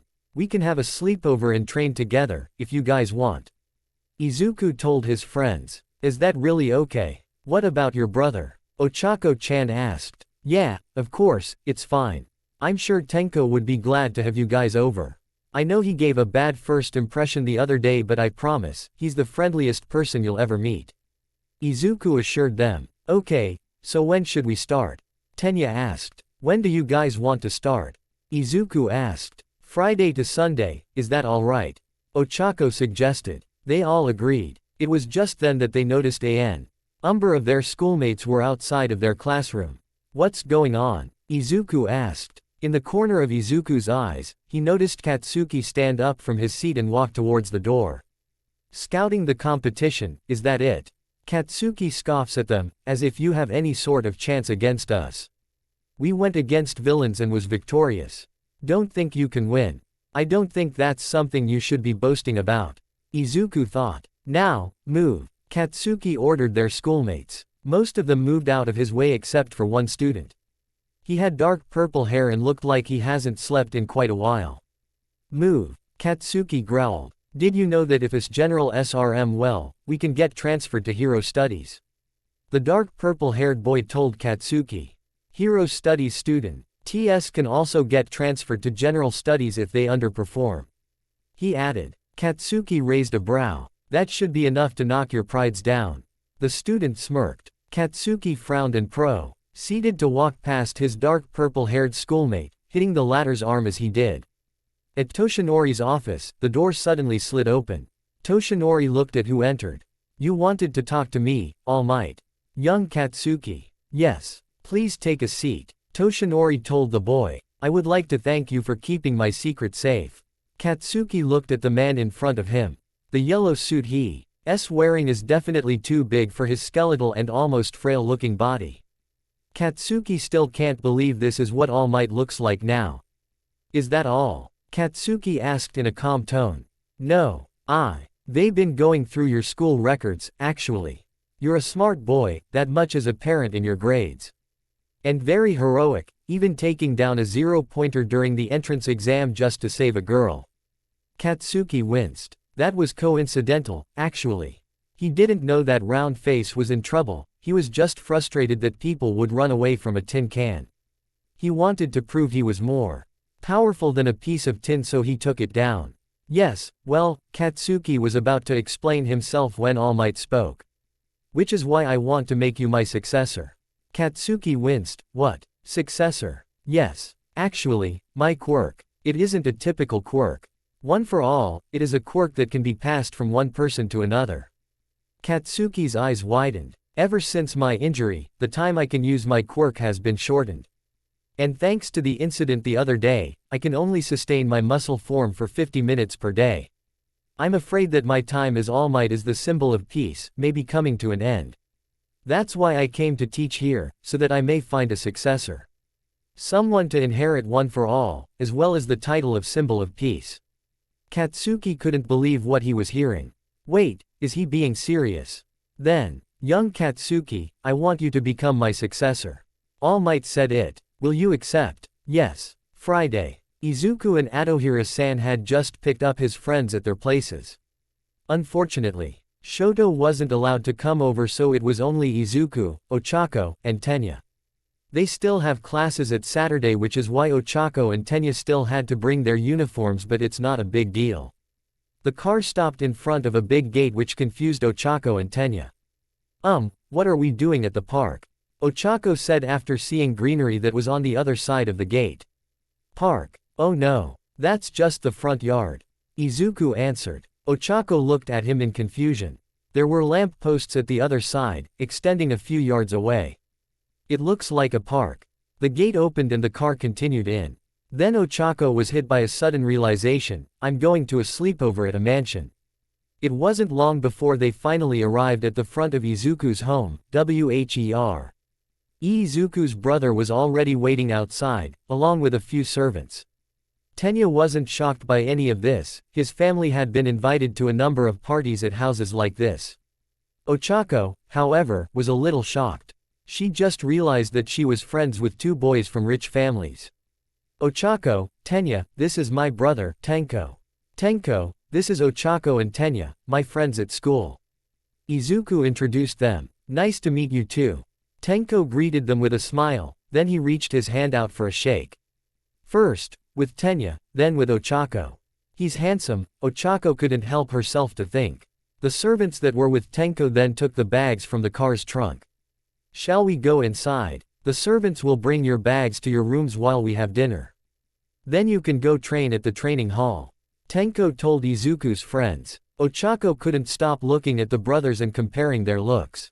Eventually, Tenko noticed and asked, is something wrong, Ochako? Ochako blushed, I'm sorry. It's just that you two look so different. It's hard to think you two are brothers. Tenko laughed, Izuku's too plain looking, isn't he? Tenku. Izuku blushed. Ochako and Tenya chuckled. Izuku actually got our mother's looks, the green hair and round eyes.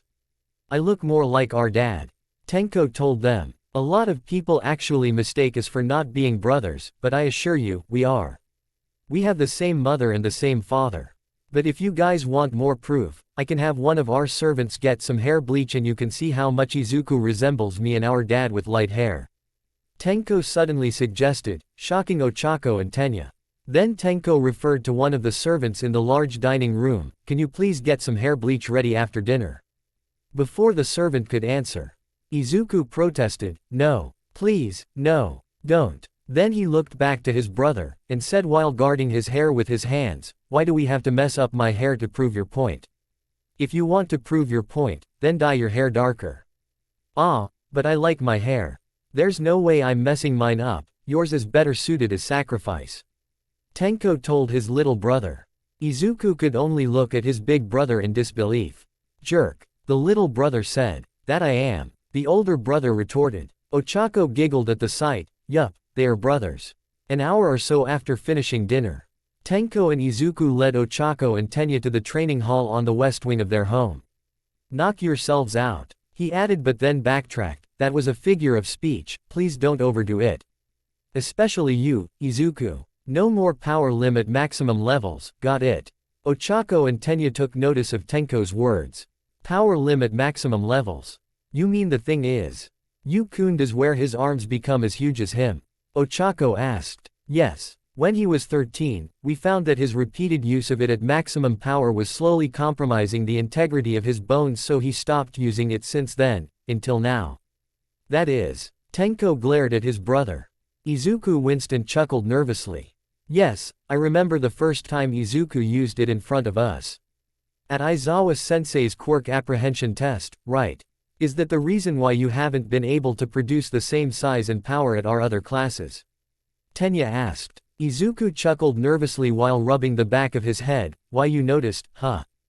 But, Ochako suddenly remembered, didn't you use your full power to save me from the ringleader of the villains at USJ? Ochako's reminder of the USJ made Tenko freeze a bit. That's right. She was the girl from that day. Izu-kun, did you push yourself at that time just to save me? Ochako asked, then she took a deep breath and bowed to the two brothers.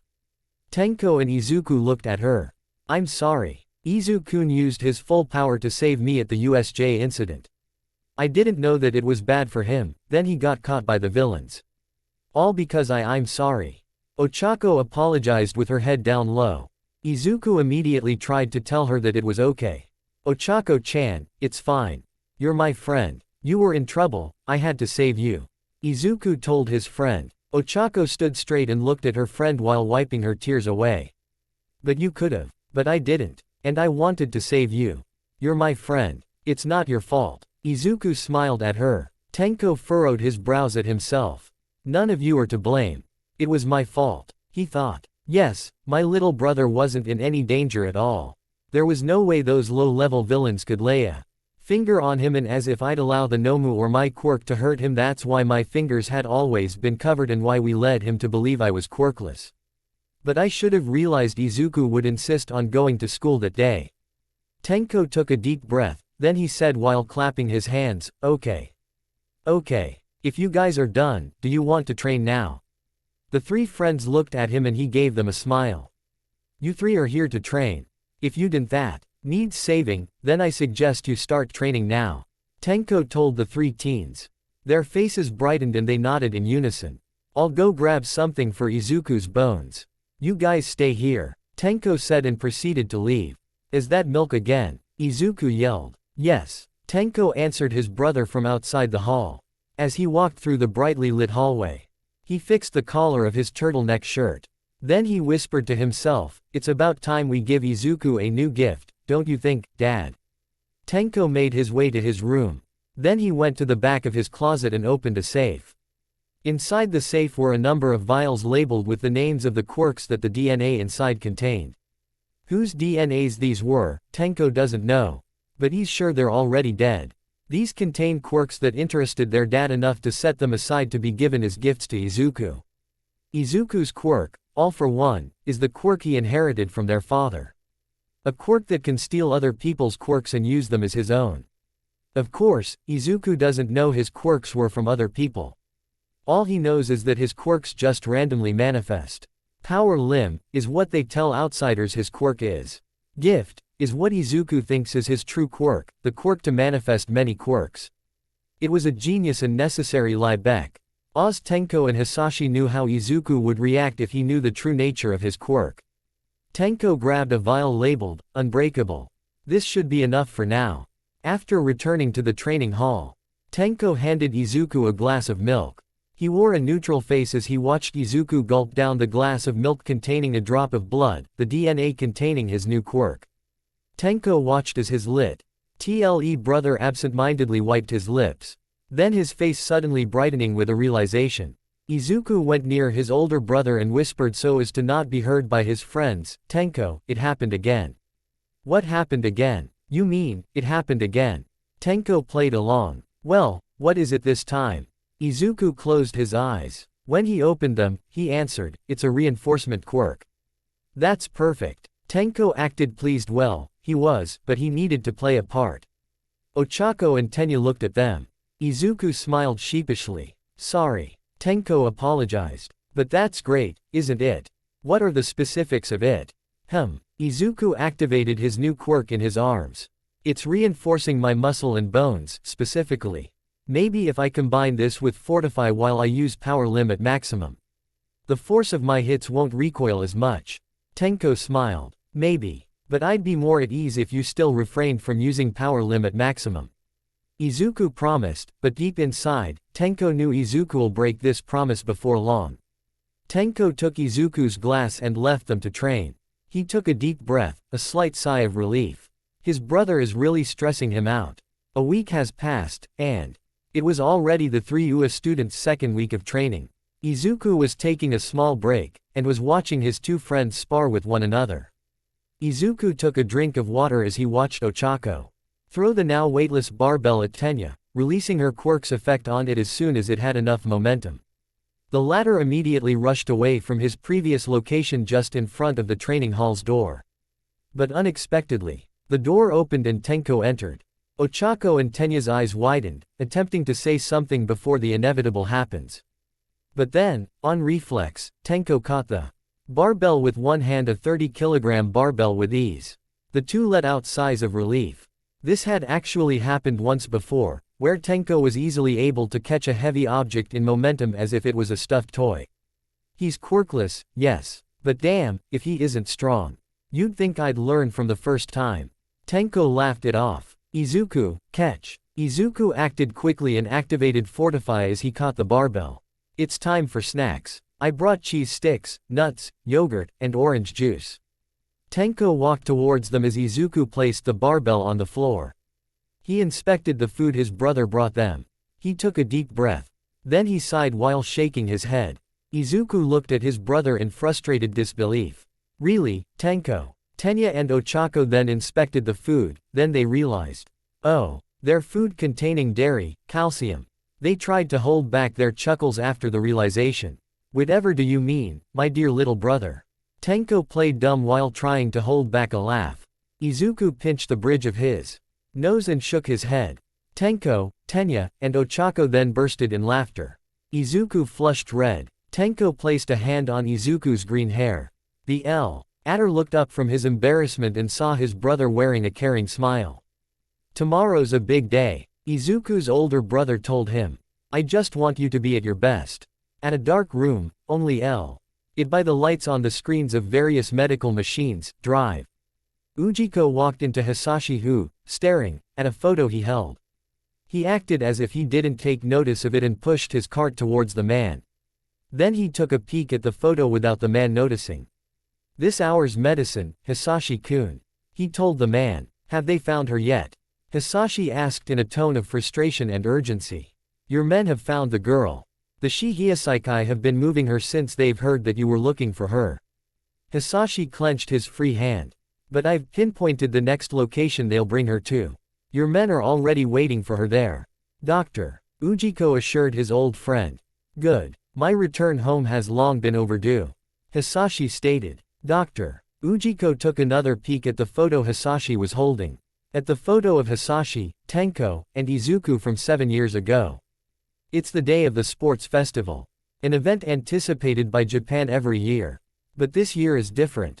Everyone's eyes are on the first years. On the class that have gained notoriety for standing up against villains, on Class 1A. This is an interesting turn of events. To think the failure of our attack would give Izuku and his friends fame. I didn't expect it, Tenko thought. Tenko crossed his arms as he laid back on his seat, then he looked around. He was the VIP area, surrounded by pro heroes that have chosen to watch the festival in person. Which he thought was stupid. Don't you have people to protect, you scumbags? Then inside, he smirked. You guys have been looking for the League of Villains since the attack, correct?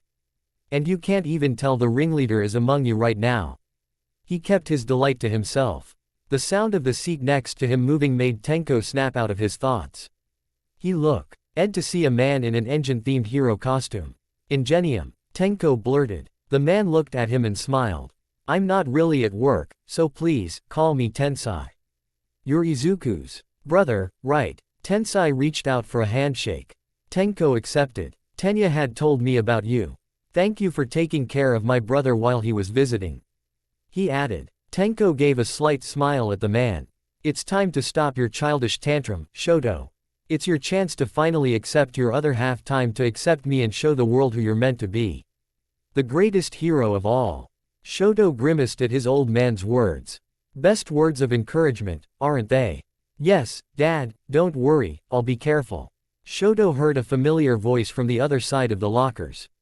He took a peek to find his green-haired friend on a call with his dad. Of course, I know I need to take it down a notch so I don't destroy them, bye.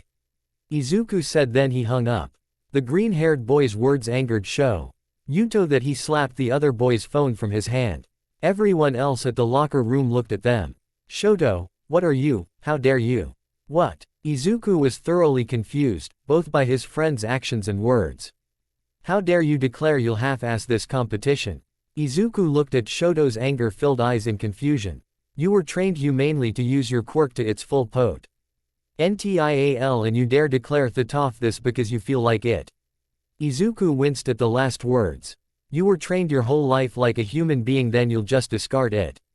Just like that. Shoto's voice was full of frustration. And the whole room went quiet. Izuku finally understood what his friend was saying and he lowered his head, enough that his hair was covering his eyes. You thought I want to? Izuku raised his head and looked Shoto straight in the eye, his eyes full of anger as well. Shoto flinched as he recognized the same look from the breach weeks ago. Alright, enough of that. Aizawa-sensei entered the room and separated the two boys, but the two boys continued to glare at each other, and they both made the same declarations in their minds. I'll show you. So, you better last long enough for the two of us to face off in battle. Class 1A, along with the other first-year classes, walked out to the freshman stage and formed lines. At the front, the chief referee, Midnight, asked for the first-year representative to come to the front. Katsuki went up the platform and faced his fellow first-years. To be perfectly honest, all of his classmates were expecting some bullshit speech about how he is the greatest of them, how he is number one, or how he will win, but instead they got a proper speech about heroism and how all of them should do their best. It felt out of character for the explosive boy. This whole time, however, Izuku had been glaring at the back of the heterochromatic boy's head, his friend's stupid assumption echoing in his head. I'm half-assing because I feel like it. TCH. Isn't that what you've been doing? Izuku whispered as he clenched his fists. Then it was time for the obstacle race to start. Begin. Midnight's words signified the start of the first event. Izuku activated air cannon in his legs, jumping over the other students in front of him and immediately gaining the lead. Then he ran towards the tunnel. As he ran inside, he activated a quirk that let him observe the area above him from the sky, bird's eye view. Robots, a canyon, and minefields. Got it. He took note of what he saw from above, then he deactivated the quirk as he got out. The moment he was out of the tunnel, he looked up to find gigantic robots, then he activated two quirks, Impact, Recoil, and Unbreakable. Let's see what you zero-pointers can do. A zero-pointer locked on Izuku as its target, then it brought its fist down on the boy. Izuku shielded his head with his arm, and as soon as the robot's fist touched him, the force of its attack immediately backfired, pushing its fist back to itself and its flat face, and sending it tumbling down. From behind Izuku, he could hear crackling. He jumped up and faced back as he sent an air cannon punch towards the ice that was trying to catch up to him while he was on the air. As the ice shattered into pieces, Izuku was able to see the other students in the back who were unable to escape the trap. Then in the corner of his eye, he saw a familiar bicolored boy run past him, making his eyes go wide. Shit. Izuku cursed as he landed, then he continued his run. Eventually, they were getting near the fall. Izuku activated 3 of his 5 main quirks: Muscle Augmentation, Air Cannon, and Unbreakable. As long as he doesn't use any other strengthening quirk while those 5 are active, he'll be fine. Izuku will beat Shoto without using power limit max. Using Air Cannon, Izuku jumped to the canyon while Shoto proceeded to use his ice to propel him while balancing on the ropes. Izuku clapped his hands, using the shock waves to propel himself forward. They were nearing the end of the second stage and their rivalry was reaching its peak when something they didn't expect happened. As they got to the other side of the canyon, something or someone passed between them while leaving a loud explosion. Izuku landed on the ground, doing a roll to spread the impact throughout his body. Then he looked up only to see the back of Katsuki in the lead, making him grimace. Izuku activated Muscle Augmentation and Fortify on his legs and ran. He felt something cold creep up one of his legs but he paid it no heed, as it was immediately shattered as he continued to sprint. When he was nearer the blonde boy, he shouted the other boy's name, Katsuki. The other boy looked back to see Rag-E-filled eyes which made him wince and slow down. Izuku sneered and he jumped up, revealing ice heading towards the blonde. Katsuki was caught in Shoto's ice that was intended for Izuku, and the greenette was able to gain the lead again. Katsuki immediately destroyed the ice with his explosions but not before Icy Hot was able to run past him. Izuku let out a satisfied laugh when he saw the third stage, the minefields. Just a few meters away. He covered the top of his eyes then activated an infrared vision quirk. He saw the minefields and immediately memorized the path he needs to take to avoid setting them off. He deactivated the quirk and removed his hands from his face, then he ran much faster as he went along the path he memorized. Halfway through the field, however, he heard explosions from behind him. He looked back to find Shoto riding his ice and Katsuki haphazardly using his explosion to get across, setting off multiple landmines. Realizing that he'll soon lose his lead again if he doesn't do anything fast, he stopped in his tracks and activated 4 of his main quirks. He raised his balled-up fists then he Hulk smashed the ground. Katsuki and Shoto winced. The shockwave of the strengthened air cannon had set multiple landmines off, creating a chain reaction of explosions, sending Katsuki, Shoto, and Izuku flying. Only, Izuku was sent flying towards the stadium. His Fortify and Unbreakable quirks had lessened the damage he would have received. As he saw the tunnel getting closer, he did a maneuver to correct his body then he landed with a roll. He continued to run to the inside of the stadium where he got first place. After securing first place, he collapsed on his knees and took multiple deep breaths. I won. I won. He celebrated as he took his time to catch his breath for a few seconds. Adrenaline was still rushing through his body, that it made everything was quiet. But once he's calmed down, he realized that it wasn't the adrenaline making him hear silence. The entire stadium itself was quiet. He looked up to the giant monitor to find the result of his earlier action. It was at that moment that the dust and bruise covered Shoto and Katsuki arrived to receive second and third place, respectively. They both saw Izuku who was on his knees on the ground looking at the giant monitor. The giant monitor featured the completely decimated landmine field. There were students that were able to use their quirks to shield themselves, like Katsuki and Shoto, then there were the unlucky ones who were bruised and injured after they couldn't react in time because of the suddenness of the whole event. The paramedics immediately went to work and assisted those who were visibly out of the competition, while those who were able to defend themselves, or who were lucky enough to be nowhere near then, went through and secured their spots for the next event. Over at the VIP area, however, Tenko noticed that Izuku just looked at the monitor the whole time. Expected, since he did cause all that chaos, but what he found interesting was that Izuku's face was completely neutral. He didn't look shocked or scared. It's like he was just watching an ordinary TV show. In addition, Izuku was incredibly vicious during the whole race. It was completely out of character for his usually gentle little brother. It was the first time Tenko saw their father in Izuku. After the obstacle race finished, Izuku went to men's room to clean himself up. Izuku continued to splash his face with water. Then he closed his eyes and took multiple deep breaths. After one final breath, he opened them and he looked at himself on the mirror. Izuku had just realized the magnitude of what he had done. He had hurt multiple of his schoolmates also he wouldn't lose to show. Toad completely clouded his judgment at the time and he's not proud of it. The sound of the door opening made Izuku flinch. Izuku, you okay? It was his brother. Izuku eased up. Why yeah, I'm fine now. Izuku answered as he wiped his face using his face towel. The next event's in 10 minutes, right? He asked as he removed the towel on his face, then Izuku saw Tenko's worried face. Izuku winced then averted gazes. I know you're not okay, Izuku. I know that you feel bad for hurting the other students, so don't lie to me. Tenko told his little brother as he took his brother's towel and messed his hair. Come on. Tenko placed a hand on his brother's shoulder and led him out of the restroom. Izuku kept his head low. Izu-kun. Izuku winced at the voice and looked up. His eyes widened when he saw the bandaged Ochako and Tenya. Did I do that? Were they also there when I set off the mines?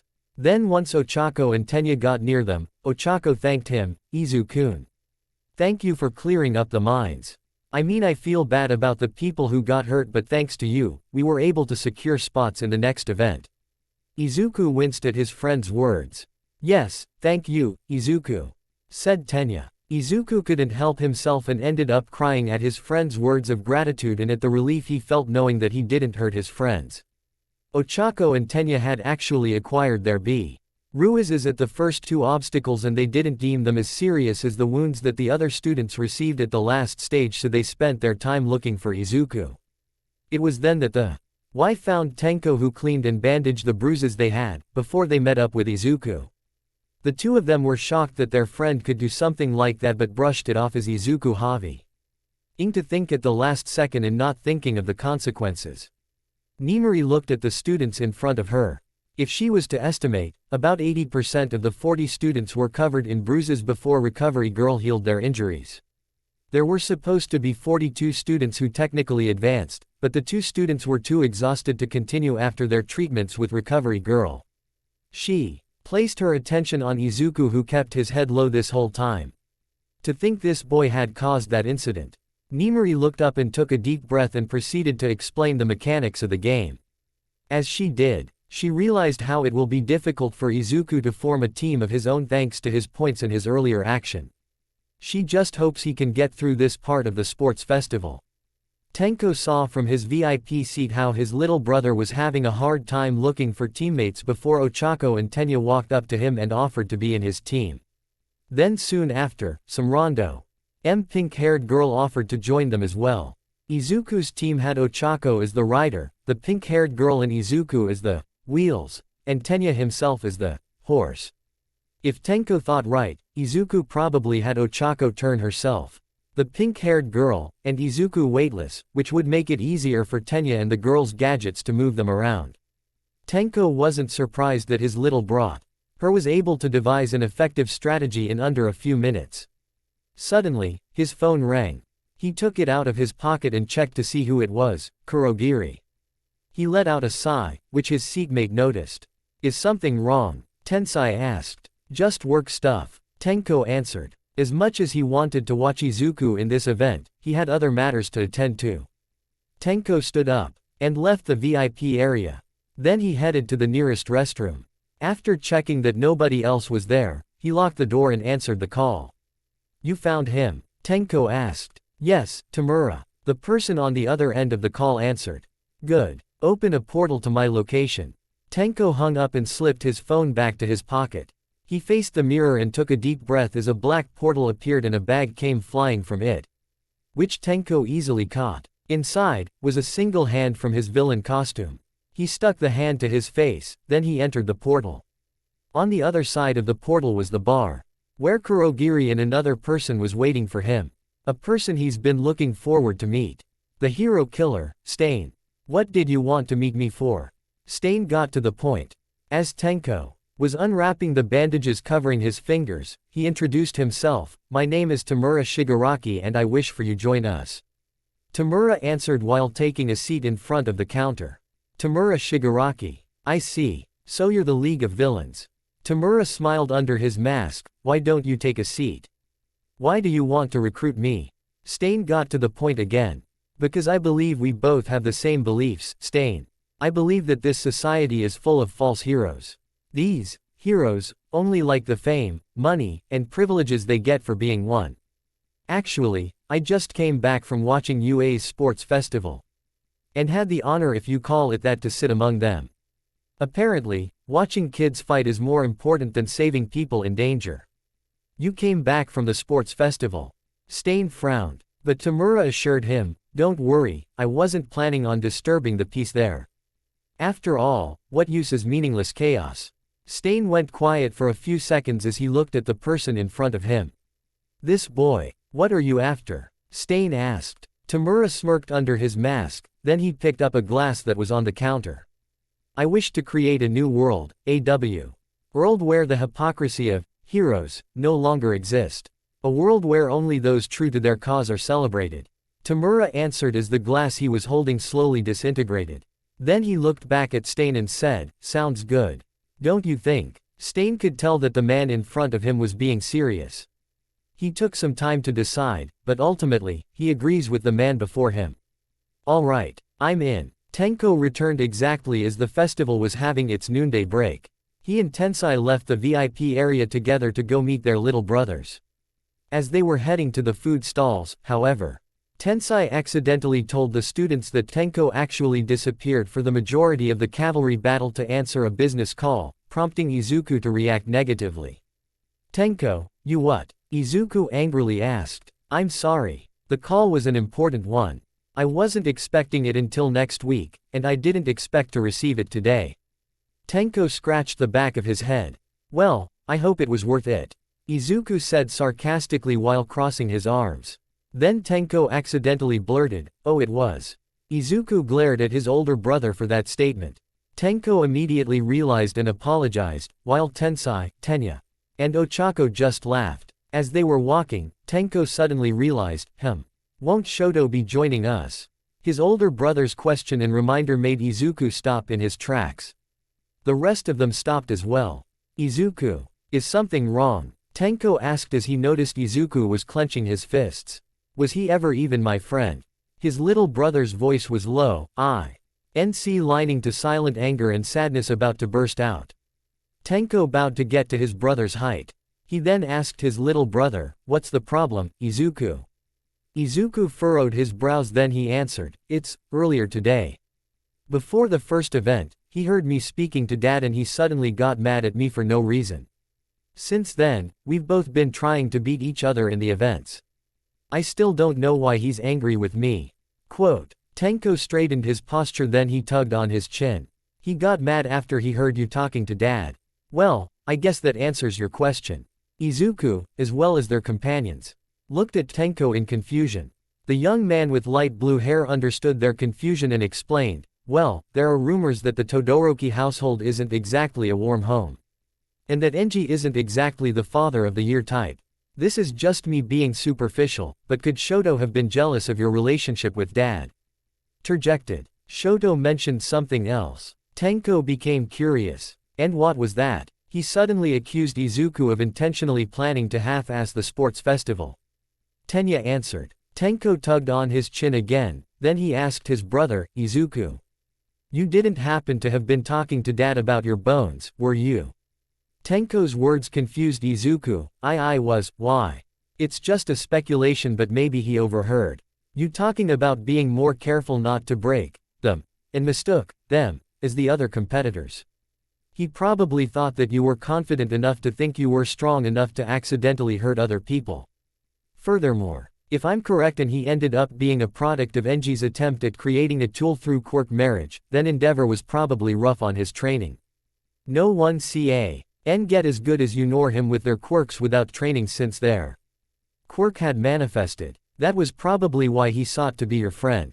He saw that you were the same as him, a child that had been homeschooled and trained since the first manifestation of your quirks. The only difference being Enji is an asshole, while Dad is, well, Dad. Tenko explained. But again, just speculation. Take my words as you will. Tenko smiled at his little brother. The final event has begun. Midnight informed the people that 2 students had withdrawn beforehand, and as such, 2 students from the 5th team, Itsuka and Tetsu, filled in the slots. The pairings were then drawn. The first battle will be between Tenya and Shoto. Then the next will be between Izuku and Itsuka Kendo. The battle between Shoto and Tenya was quick. Shoto had made a giant ice wall that went up even higher than the stadium itself, effectively trapping Tenya and rendering him unable to fight. Izuku saw how sad his friend was as he melted the ice around Tenya. But now, he has to focus on his battle. He's going up against Itsuka Kendo from Class 1B. She's from Hero Studies as well, so Izuku knows not to underestimate her. She and Izuku took on a fighting stance. Begin. Midnight yelled. Activate. Air cannon. Izuku sent a punch towards Itsuki which the latter immediately dodged. Itsuka then ran towards Izuku. I don't think so. Izuku jumped up and over Itsuka using air cannon on his legs. Activate. Muscle augmentation and unbreakable. Izuku punched with his right arm but Itsuka was able to easily deflect using her enlarged left hand. Then with her right hand, she went in for an uppercut, only enlarging her hand on contact. Izuku immediately blocked with his right hand but Itsuka was still able to push him back. And the former lost his connection to the ground. Seeing the chance, Itsuka grabbed both of Izuku's hands then she threw him out of the ring. But as she expected, the green-haired boy used his strengthened claps to send himself back within the ring. Itsuka ran to where Izuku's trajectory would be and grabbed the boy's leg while he was in the air, then proceeded to throw him out of the ring. And again, the latter used his claps to bring himself back within the ring. This time, however, Izuku seemed to have sent himself toward Itsuka's location. Before Itsuka could realize, the green-haired boy cocked his arm back and punched downwards at the ginger. The girl used her enlarged hands as a shield but the force was still enough to crack the floor beneath her. Izuku landed on the floor and while his foe was temporarily blinded by her own shield, then he grabbed one of her hands and threw her away. Itsuka couldn't manage to bring herself back and she landed outside the ring. Izuku wins. Midnight announced as Itsuka touched the ground. Izuku ran towards his schoolmate and he helped her up. You alright? I didn't throw you too hard, did I? Izuku asked. No. Did I? Itsuka asked. No, I'm fine. Great fight. By the way, Izuku told her with a smile. Next fighters, please come to the ring. Midnight announced which prompted Izuku and Itsuka to get back inside the stadium. They soon went their ways to meet up with their classmates. Izuku went to the designated seats for Class 1A and watched the next matches with them. At the fifth battle, Fumikage ended up going against Mei, the girl from support studies that offered to be in Izuku's team at the cavalry battle.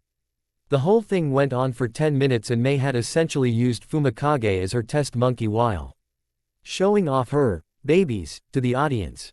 Fumikage ended up winning after Mei stepped out of the ring but he refused to show his face to anyone until it was time for his next battle. Ochako won against Shiro in the sixth battle. In the seventh battle between Katsuki and Denki, it was immediately apparent who would win and Katsuki did win without breaking a sweat. The eighth battle was between Momo and Mina where Momo won. Afterwards was the tie-breaker for Tetsu and Eijiro. Eijiro won after Tetsu's steel arms gave. Then it was time for Izuku and Shoto's fight. At the waiting room, Izuku was visited by his brother. Hey, you alright? Tenko asked as he peered into the door. Izuku smiled at his big brother, then he answered, yeah. I'm just. Izuku paused for a bit then he asked, Tenko, how do I even fight him? How do I fight Shoto? If he's my friend, and what you said were true, what do I even do? Tenko let out a sigh then he took a seat beside his little brother. Then he asked, Izuku. You want to be a hero, don't you? Izuku looked at him in confusion, yeah. It's my dream, you know that. Tenko chuckled a bit then he told his little brother, well, here's some advice from me. The thing with heroes is that they meddle. They butt in on matters that people would usually leave alone. Believe me, Dad would know all about this with all might, Tenko wanted to add but he kept it to himself instead. Then he continued, so your friend has a problem, then it's your job as a hero to meddle and help your friend out. Izuku nodded, trying to understand his brother's words. Izuku walked up to the ring, there he saw Shoto, eyes filled with anger that had fit his quirk, OT and cold at the same time. Izuku's brows furrowed with worry. Izuku clenched his fists. Begin. At Midnight's words, Shoto immediately sprung into action, sending an ice attack through the ground towards Izuku. The latter reacted quickly and activated impact recoil on his body, shattering the ice as they touched him. Shoto followed up with another ice attack. Izuku activated air cannon and punched the incoming ice, shattering it. Shoto kept sending an ice attack one after another. But each attack would always be shattered either by contact with Izuku's impact recoil or by the force of an air cannon punch. The bicolored boy was effectively pissed. Izuku hadn't used his power limb at max since that morning. His arms haven't swelled and twisted like he made them do before his stupid declaration. Not during the obstacle race, not during the cavalry battle, and definitely not now. Shoto sent another ice attack at his foe, this time much stronger. "I will make you use your full power," he declared. Izuku noticed how bigger this attack was. He cocked his arm back and the moment the attack was arm's length.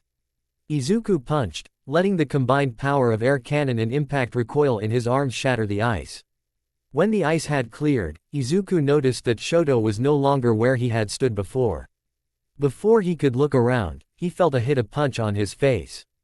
Before Izuku could recover, Shoto followed up by grabbing the green-haired boy's shirt and pulling him closer for another successful hit, sending Izuku back again. But then Izuku grabbed onto the bicolored boy's shoulders and headbutted his opponent's head, making both of them stumble back. Before his opponent could recover his footing, Shoto took the opportunity and shot another ice attack at Izuku with the same magnitude as the one he used to distract the boy. This was effective as it was able to send Izuku flying out of the ring, only recovering after the green-haired boy used air cannon to spring him back to the ring. Shoto gritted high another ice wall towards Izuku, similar but smaller than what he used against Tenya, hoping this would force Izuku to use his quirk at max, while bringing his body's temperature to its limit. However, Izuku, still refusing to use more than his 5 main quirks, only used 4 of them on a punch to shatter the incoming ice. Shoto clenched his now frostbite-covered fists. Despite being covered by frostbite, however, his blood was boiling. The absence of Izuku's twisted limbs was fueling his anger, until he finally yelled in frustration, "You've been training your whole life to use them. Why don't you just use them? Why don't you use your fire then?" Izuku answered, "My situation's different." "Different how exactly?" the green-haired boy retorted.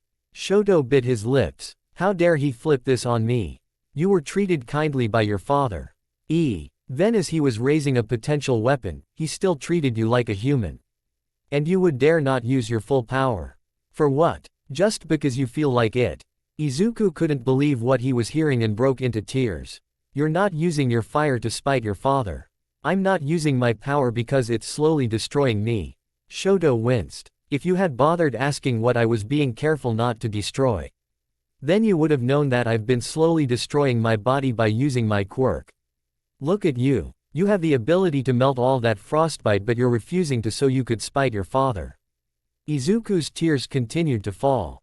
"You should be grateful that the nature of your quirk lets you fight longer. Meanwhile my continuous use of mine is slowly removing my ability to even fight." Izuku yelled. It was then that Shoto realized the full magnitude of his actions. "I will prove to him that throwing away his father's training is the worst mistake he'll ever make." Shoto teared up at what he said. No, what have I done? He's my friend. Why was I treating my friend like an enemy?" Shoto fell on his knees and started apologizing profusely. I'm sorry, Izuku. I'm sorry," Shoto said through his tears. Izuku walked towards his opponent and sat in front of him as Shoto continued to let his tears stream down his face. Izuku placed a hand on the bicolored boy's shoulder, making the latter look up to find a warm smile on Izuku's face. "Let's be friends again, Shoto," Izuku offered the bicolored boy. In the end, Shoto forfeited the match, giving the win to Izuku. Moi tilde. There. Both of you should now be fully healed, but I still recommend you to stay here. Recover girl said before she jumped down the chair and walked to her desk. Are your bones healed as well? Shoto asked. Izuku looked at him. Yeah. Tenko noted that every time recovery girl heals me, they return back to normal, starting the cycle over again. And as long as I don't attack using my swelled limbs, they can stay intact. Izuku answered. The door slid open to reveal Tenko and a still bandage-covered Aizawa-sensei. You too, I need answers, he said. as he walked in front of his two students. What was Midnight saying about Izuku's quirk destroying his limbs? Aizawa-sensei asked. Tenko walked near them and answered, it is a side effect of Izuku using his quirk at max multiple times. And you're? Asked Shota. Aizawa-sensei, this is my brother, Tenko. Tenko, our class advisor, Aizawa-sensei. Izuku introduced them. So you're the brother I've heard so much about. You made quite the first impression on the staff. Shota expressed. Tenko sneered. Glad you actually survived, Eraserhead. Tenko stated, then he looked at the pro hero from head to toe. Barely. He added insultingly. Shota furrowed his brows at the young man before him. Tenku. Izuku called out his brother on his rude behavior, then he apologized on his behalf. I'm sorry, Aizawa-sensei. He's always like this around heroes. I heard. Aizawa told them. Anything else I need to know about your brother's quirk? He asked Tenko. No, not really. Tenko muttered to annoy and drive the pro hero away. Shota frowned, but he accepted it as his loss. I see. Well, I'll leave you two to rest then. Shota told his students, then he left. Exactly as the door shut close, Izuku hit his brother's arm to reprimand him, making Tenko exclaim in pain, ow. That was for being rude. He almost died. Tenko, be more sensitive. Izuku reprimanded his brother. I'm sorry, he just left a really bad taste in my mouth. Tenko told him as he rubbed the part of his arm that Izuku hit. Then suddenly, Shoto asked a peculiar question that caught the two brothers off guard. You licked him. The brothers looked at Shoto in confusion and shock. Izuku couldn't help but chuckle a bit. It was a figure of speech. It just meant I don't like him. Tenko explained as Izuku continued to chuckle at the misunderstanding. Shoto's face lit up as if he just understood. Still, Izuku said once he finally stopped his laughing, I don't get you at all, Tenko.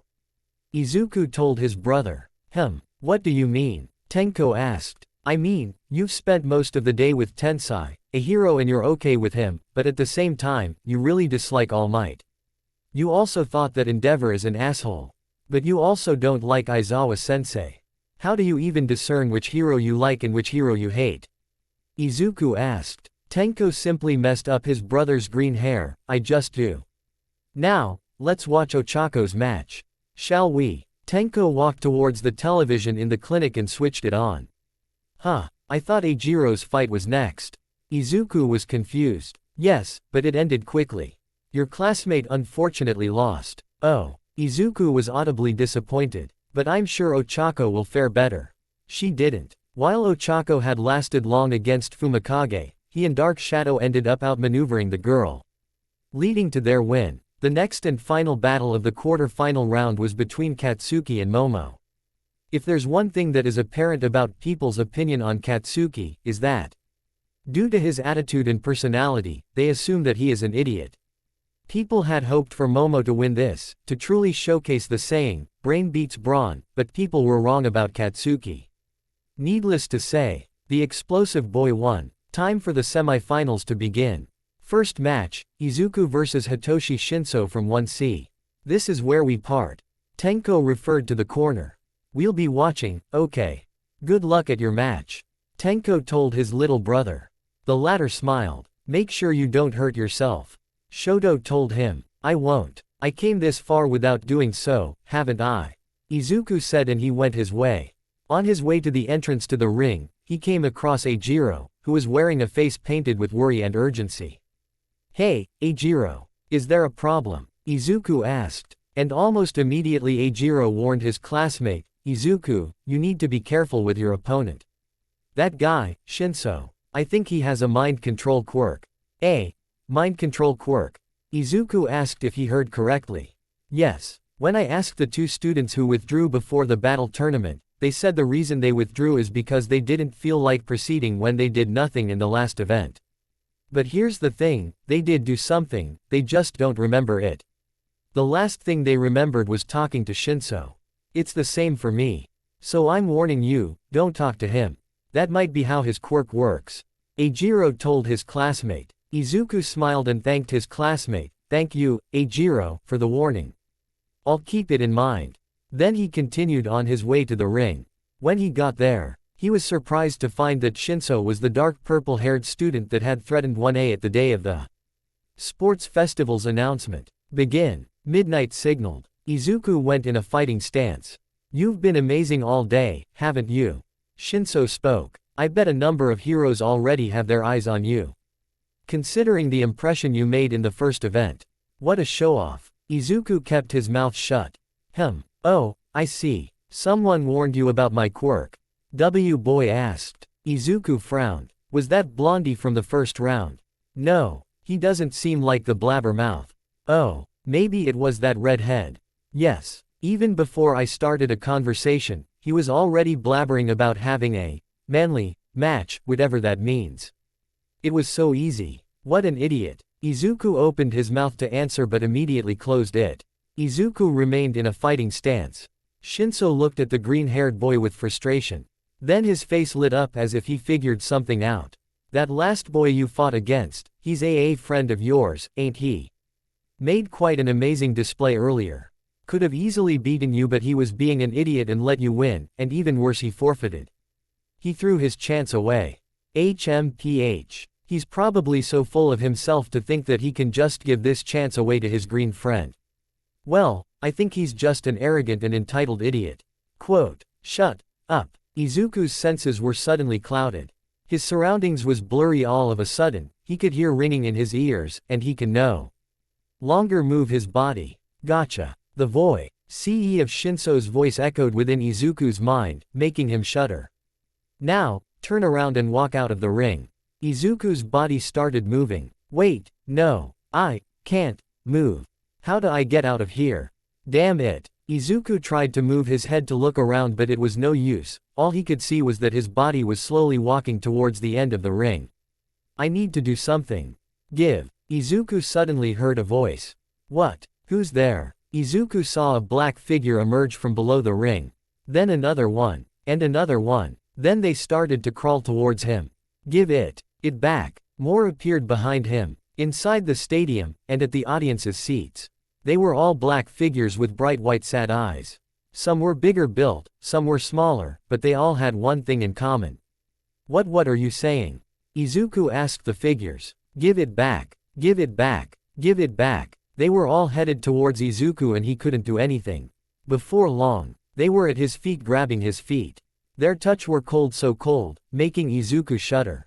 Stay away from me. Give them back. They continued to chant, their voices overlapping one another as Hey continued to grab whatever they could of Izuku. Give them back. They continued to storm Izuku, every touch making Izuku shudder. They grabbed his legs, his arms, his head, and Izuku couldn't do anything because he couldn't move. Give them back. I don't even know what you want. Let me go. All Izuku could see were these black figures surrounding him, touching him with their cold hands.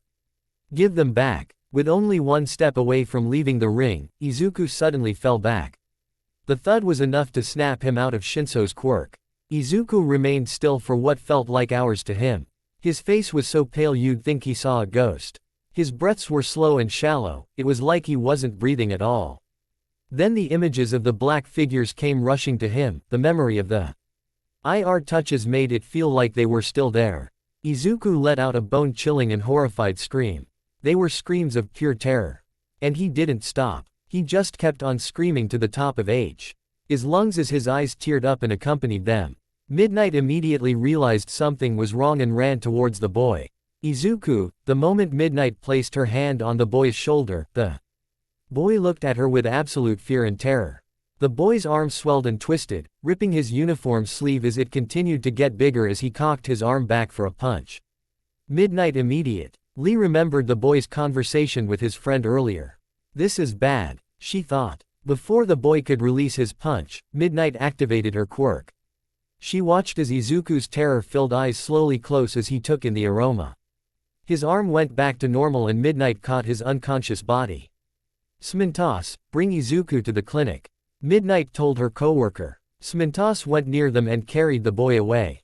Midnight stood up and announced, winner by default, Hitoshi Shinso from Class 1C.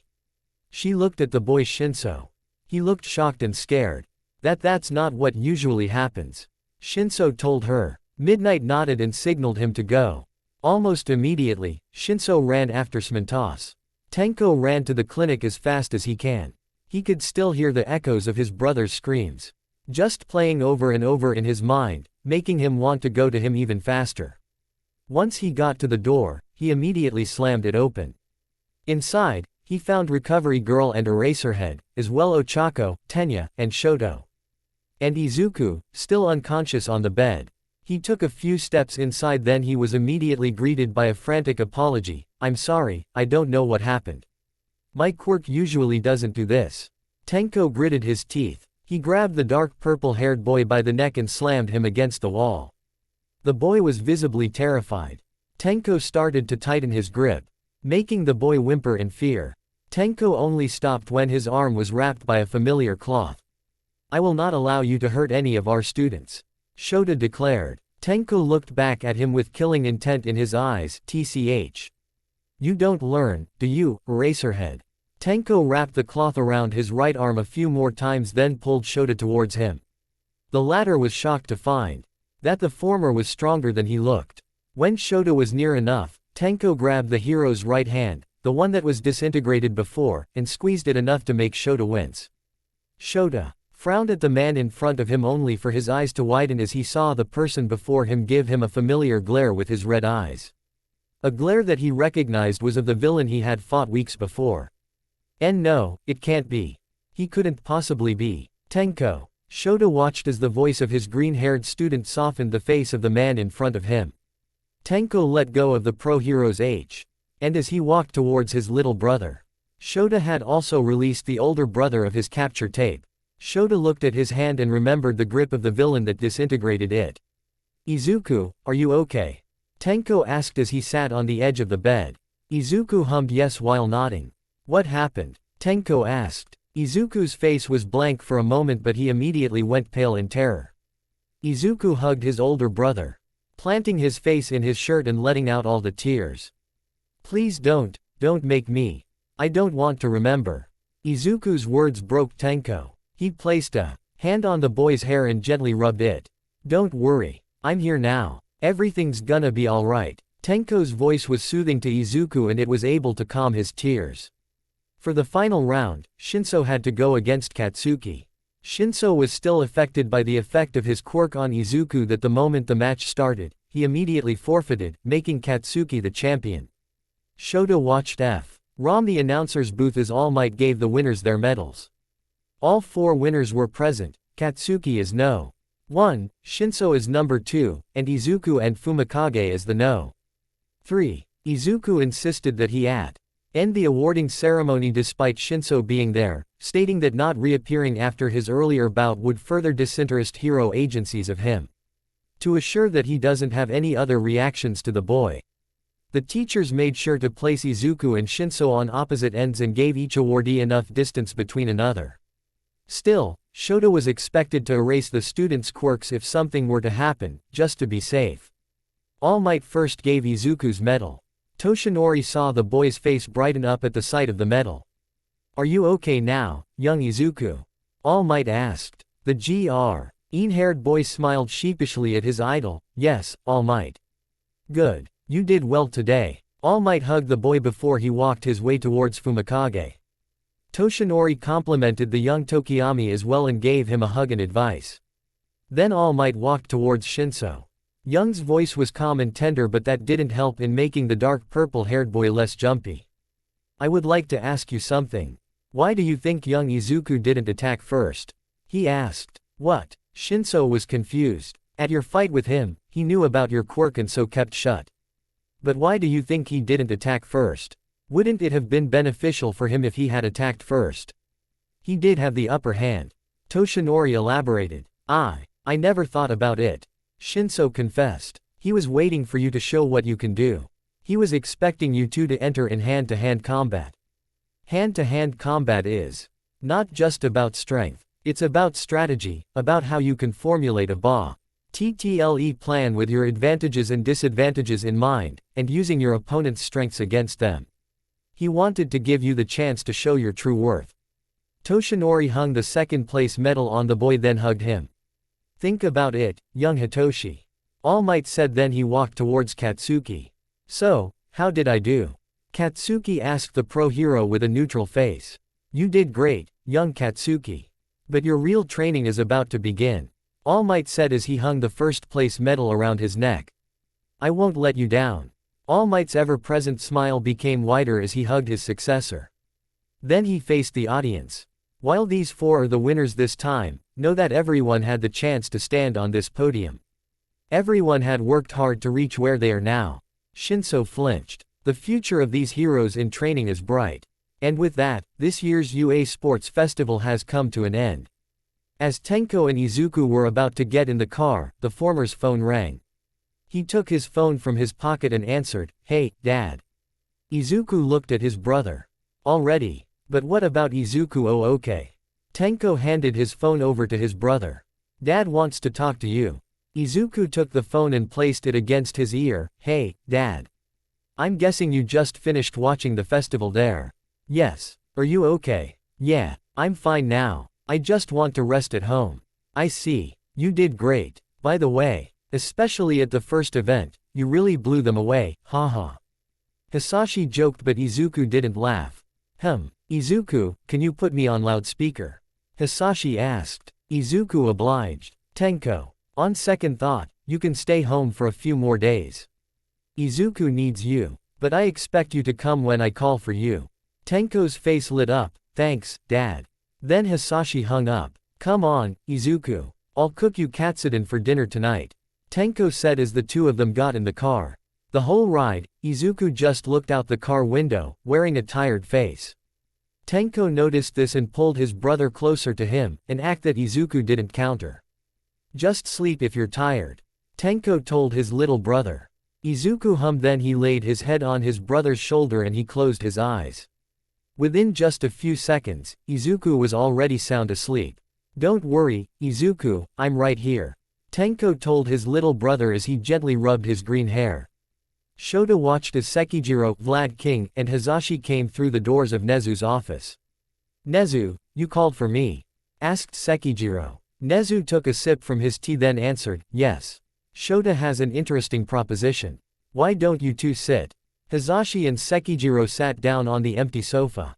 Alright, what's the proposition, Sekijiro? And why am I needed here, Hisashi? Nezu looked at Shota. He took a deep breath and explained. It's about Hitoshi Shinso, the kid from General Studies. Yes, my student that got second place. Hisashi pointed out. I asked Nezu if it is possible to transfer him to Hero Studies. The other two teachers winced. Why? I personally think that he doesn't deserve it. The kid only depends on his quirk when he shouldn't be, and has absolutely no fighting experience. Sekijiro disagreed. He just needs a proper teacher and I volunteered. What I'm proposing is a trial run for him. Just transfer him to Hero Studies for the duration of the internships, where I can take him in. Afterwards, we'll see if he has what it takes to permanently transfer to Hero Studies. Shota explained. Then what do you need me for? Sekijiro asked. I will assume that you wanted to check if I would take him in. But aren't you the one? With an empty seat. Shota looked away. It's because of Midoriya, isn't it? Hisashi asked. Yes. His reaction was, well, according to Shinso. It wasn't the usual reaction he gets. We saw that with the two students that withdrew and my two students that faced him. Izuku was so scared that he dared attack a teacher using his full power. Shota explained. I'm afraid of putting them together inside the same room. The room went silent. Tenko's eyes snapped open after he thought he heard his little brother crying, but instead, he was greeted by the green hair of a peacefully sleeping Izuku. He sighed inside. Izuku couldn't sleep well and kept having nightmares after the day of the sports festival, so he asked Tenko to sleep beside him. Like his big brother used to before. Tenko gently pulled his brother closer to him as to not let him wake up, then he smiled as he closed his eyes for a moment. His memories flashed back to so many years ago. Back when he was at Izuku's position, the one who would have the nightmares and the one who would ask for their mother to sleep beside him. He treasures those memories of their mother dearly. Izuku never got to meet their mother since she passed away shortly after he was born. It was too bad, Tenko had always thought, because he would have loved her like he did. Izuku resembled Inko. So much with his green hair and green eyes. That was probably Tenko treasures his little brother so much. Tenko. His little brother's voice made him open his eyes. I'm sorry, Izuku. Did I wake you up? He asked as he put a little space between them. Izuku shook his head no as he hummed, then he asked, did I wake you up? Tenko smiled and he answered, no. You actually seem to have slept well tonight, just like the night before. Looks like the nightmares really have stopped. Izuku sheepishly smiled, thank you, Tenko, for sleeping beside me. I'm sure it was uncomfortable, having to wake up with me crying multiple times. Don't worry about it, Tenko told his little brother. Tenko happened to glance over at the clock and saw it was nearing 5 a.m. Izuku noticed his brother looking at the clock and he looked over as well.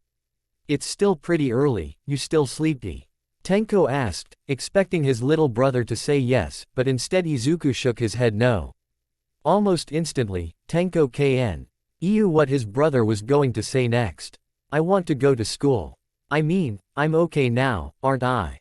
I already missed a day, I don't want to miss any more of my classes. Izuku told his brother. Tenko let out a sigh, then he forced a smile. Okay. You go take a shower and I'll go get your breakfast ready. Thank you, Tenko. Izuku smiled. Izuku stared at the door that had 1A written on it. He reached for it. He took a deep breath and wore a smile, then opened the door. Good morning, everyone. Izuku froze. His eyes widened at the sight of messy dark purple hair. His body tensed up and his mind started flashing back to the images of the black figures. Tenko, he tried calling to his brother in his mind. Then someone placed their hand on Izuku's shoulder, snapping Izuku out of his thoughts. All right, off to your seats now. Aizawa-sensei said from behind Izuku. All the students started heading towards their seats and so did Izuku. Izuku. His teacher's call made him stop and look back. Shota wore what he calls a smile and told his student, glad to see you back at school.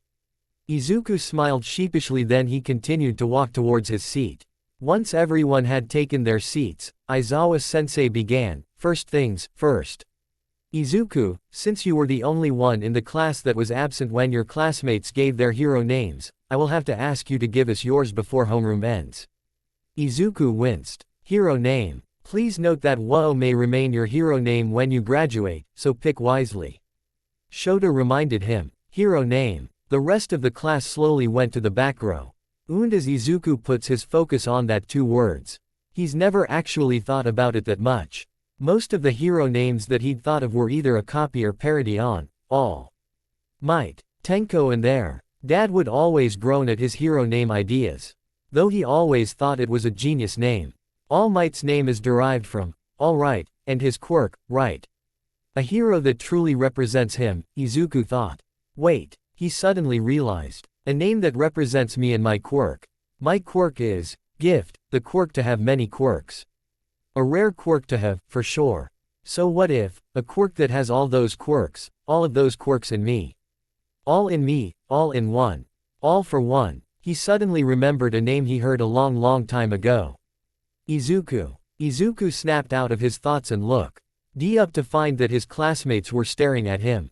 He was mumbling again. Yes, sir. Izuku asked. Have you thought about your hero name? Aizawa-sensei asked. Izuku took a deep breath and stood up. Yes, sir. Well then, what is it? Shota asked. Izuku took another deep breath and answered, I pick all of one, sir.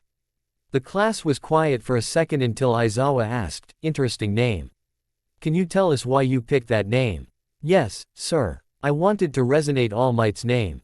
I realized that his hero name truly represented what he stands for in his quirk and I wanted to do something similar. Izuku explained. Okay. But how is all of one related to your quirk? Kyoka asked, making Izuku flinch. I kind of recalled hearing a similar name and thought it was cool, so I also took inspiration from that. Izuku explained. His classmates seemed to have bought it. Okay, you can sit down now.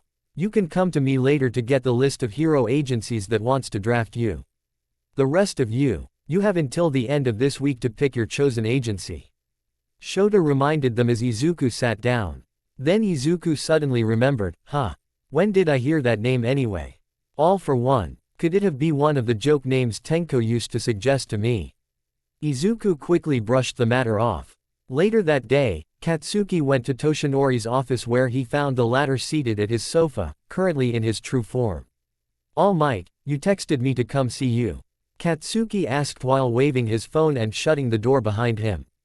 Toshinori smiled and gestured at the seat across him. "Yes, please take a seat." "Young Katsuki, I wanted to talk about your upcoming hero internships." As soon as Katsuki sat down, Toshinori got to the point. "Young Katsuki, I would like you to pick Gran Torino as your chosen hero to intern for." Katsuki furrowed his brows in confusion. "Gran Torino? I haven't heard of him. Who is he? And why him?" "He's someone who knows about One for All and you. I got a call from him earlier saying he wanted to train you personally." "He was the one who trained me." Toshinori's words made Katsuki jump forward from his seat, and his eyes widened. "The hero that taught All Might. How cool could they possibly be?" He started to become excited at the thought. Katsuki smiled, then he told the pro hero, "Okay, All Might. I'll pick him." A week had passed, and it was time for the first years of UA to begin their internships. Tenko waved bye to his little brother and watched as Izuku went inside Gang Orca's hero agency. Then he got in the car and they drove off. "Izuku's far away from Hosu this entire week. Good." Tenko let out a sigh of relief. He had been worried that Izuku might pick a hero agency near or God forbid, at Hosu. At least he won't have to worry about Izuku getting tangled into another one of his league's schemes. Twice is enough. Their dad also called earlier. It would seem that Tenko only has 2 more days before he has to go back abroad. Tenko furrowed his brows at those words. How he hates those words. He's right there in Japan. He can go to Izuku anytime. But he can't. Tenko sighed. At least, if this mission succeeds, Dad's return to Izuku will be guaranteed. We just need to get that girl, he thought. Suddenly, something Izuku told him earlier popped into Tenko's head. My hero name is All of One. What do you think? Uku was smiling proudly when he said that, so Tenko had to hide what he truly thought at the time. Tenko took a deep breath and pinched the bridge of his nose in discomfort. All of One. All for One. That's Dad's villain name. Izuku. What were you thinking? Tenko blurted. The chauffeur simply looked back at his master's eldest using the rear-view mirror. Tenko groaned. Izuku probably you said the name because he didn't know that the name, All for One, is the name of the greatest villain in Japan. He'll be in for one awakening when he finds out. Wait, if that's so, where on earth did he hear that name? Tenko asked. Realization dawned on Tenko. Don't tell me, he heard it from me and Dad. Tenko tugged on his chin. If that's the case, if word about a hero in training calling hymns Elf, All of One, spreads in the criminal world, not only in the criminal world, but in the hero industry as well, so many eyes would be on Izuku. And if, miraculously, I nor Dad doesn't get rid of him, people would get suspicious and eventually link him to us. Tenko grimaced. TCH. We worked so hard to keep him away from our business and yet His phone suddenly pinged, notifying him of a message he received. Tenko took his phone from his pocket. Unknown sender. He opened the message to find that it was a message from Eraserhead. What does this fool want? Midoriya-san, I want to talk to you about Izuku. Is it possible you can stop by the school to discuss it with me? Tenko rolled his eyes, then he told the chauffeur, Adohira-san, can we stop by UA before we head home? Tenko stepped out of the car and looked at the UA gates. He glared at them for a bit before proceeding inside. He then walked his way to wherever Eraserhead's office was. Was it this way? Tenko thought as he turned at a corner. It took him approximately 10 minutes to navigate around this one building. Tenko rolled his eyes before he opened the door under the sign, Eraserhead. He frowned at the sight that greeted him. The Shinso boy was there with Eraserhead, the two looking like father and son, with both of them wearing capture cloths in the same fashion. Shinso winced at the sight of Tenko while the latter glared at him. Hitoshi, can you leave us for a moment? Shota asked his student. Shinso nodded sheepishly and headed straight to the door, being careful not to make eye contact with the light blue-haired man. The latter, however, was just boredly waiting for the pain in the ass to leave. Then once Tenko heard the door close, he asked the pro hero, so what did you want to talk about? Please, Midoriya-san, sit down first. Shota said as he went behind his desk and grabbed 2 mugs from the cabinet below. He poured some coffee into the mugs and sat down on the couch. Tenko kept his eye on the man the whole time. Shota then offered the mug to Tenko. The latter accepted the mug, then he sat down on the chair opposite of Shota. I want to know more about Izuku's quirk. If you want me to do my job and take care of your brother, I need details. Shota explained. I see, Tenko said as he leaned back on his seat. But if that's the case, I didn't really need to be here, did I? You already had my phone number. A simple call would have been enough, then I could have all the info you want sent to you. He pointed out. Yes, Shota agreed, but then he explained himself, but I also wanted to meet the family of the student that came first in the Hero Course's recommendations exam. I wanted to know what kind of person is someone who claims to hate heroes but let his younger brother train to become one anyway. So you had an ulterior motive, after all. Do you heroes just can't fathom that there are people out there that hates you? Tenko said with a smug smile.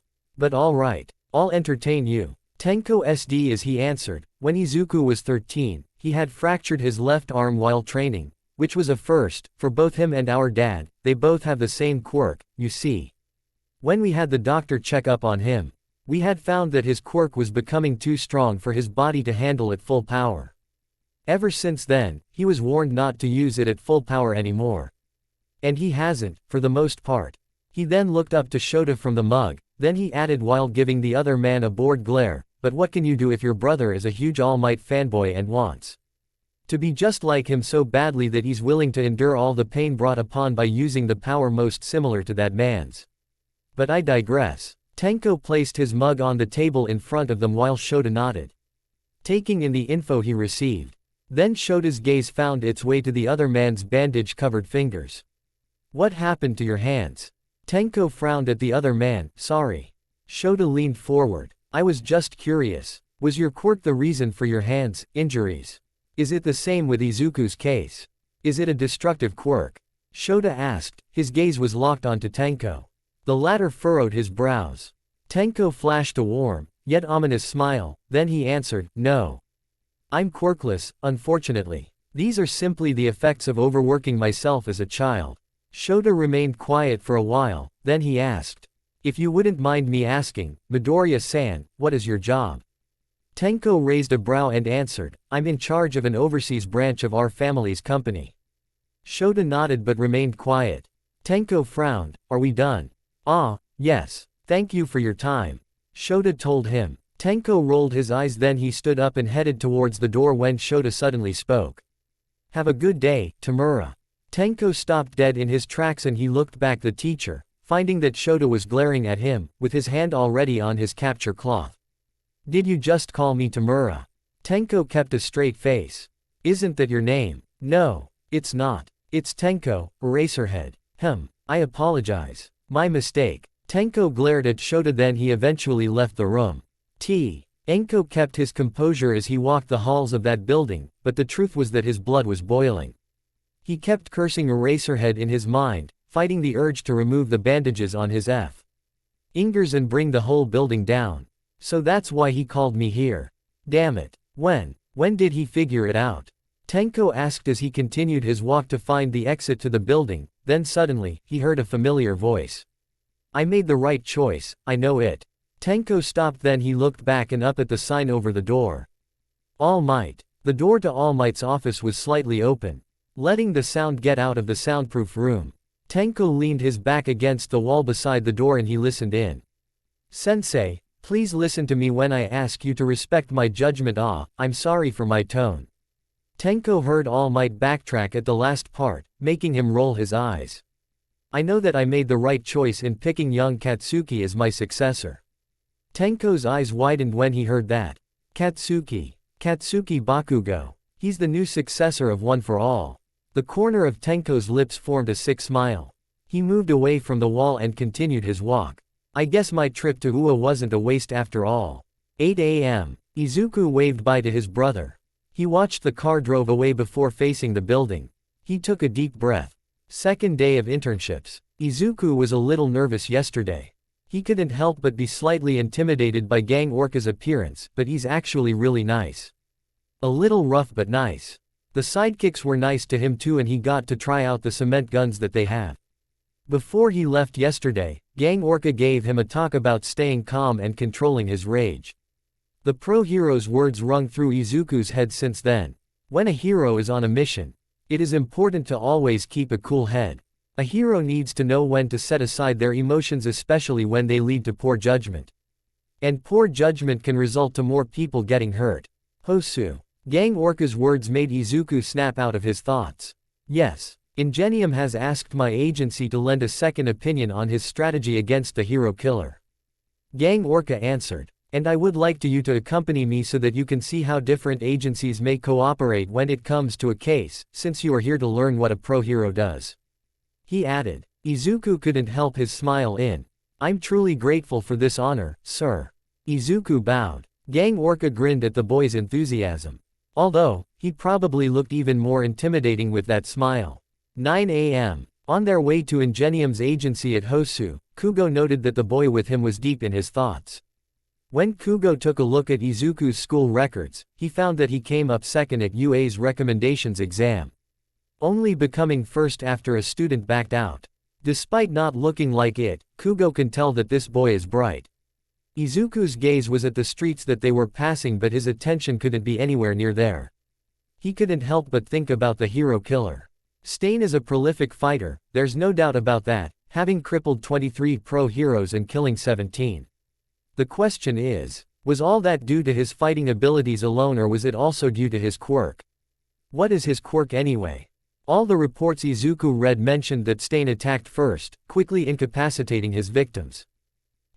Incapacitating. Wait, what if? Gang Orca, do you think Stain's quirk is some kind of paralysis quirk? Izuku asked. Gang Orca was a little taken back by the suddenness of the boy's question. From just mumbling a second ago. Yes. Ingenium's team suspects that Stain might have some kind of paralysis quirk, which would explain how swiftly he was able to defeat all those pro heroes. Kugo answered. But according to the reports, Stain attacks first, right? Kugo was confused by the boy. Yes. Then that would mean his quirk needs some kind of physical contact to activate, right? Kugo's mutant eyes widened. I suppose so. Then the boy's phone rang. Izuku took the phone out of his pocket and answered. Hey, Tenko. Hey, Izuku. I'm sorry, but I have to leave now. Dad and I thought that I still have one more day, but it would seem that we didn't have enough time. I'm sorry. Izuku's face turned slightly dim, but he still forced a smile and a bright tone for the phone. It's okay.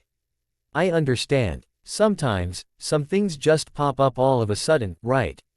I'm really sorry. I'll make it up to you, I promise. Tenko hung up. Izuku let out a deep sigh. Kugo just looked at the sad boy.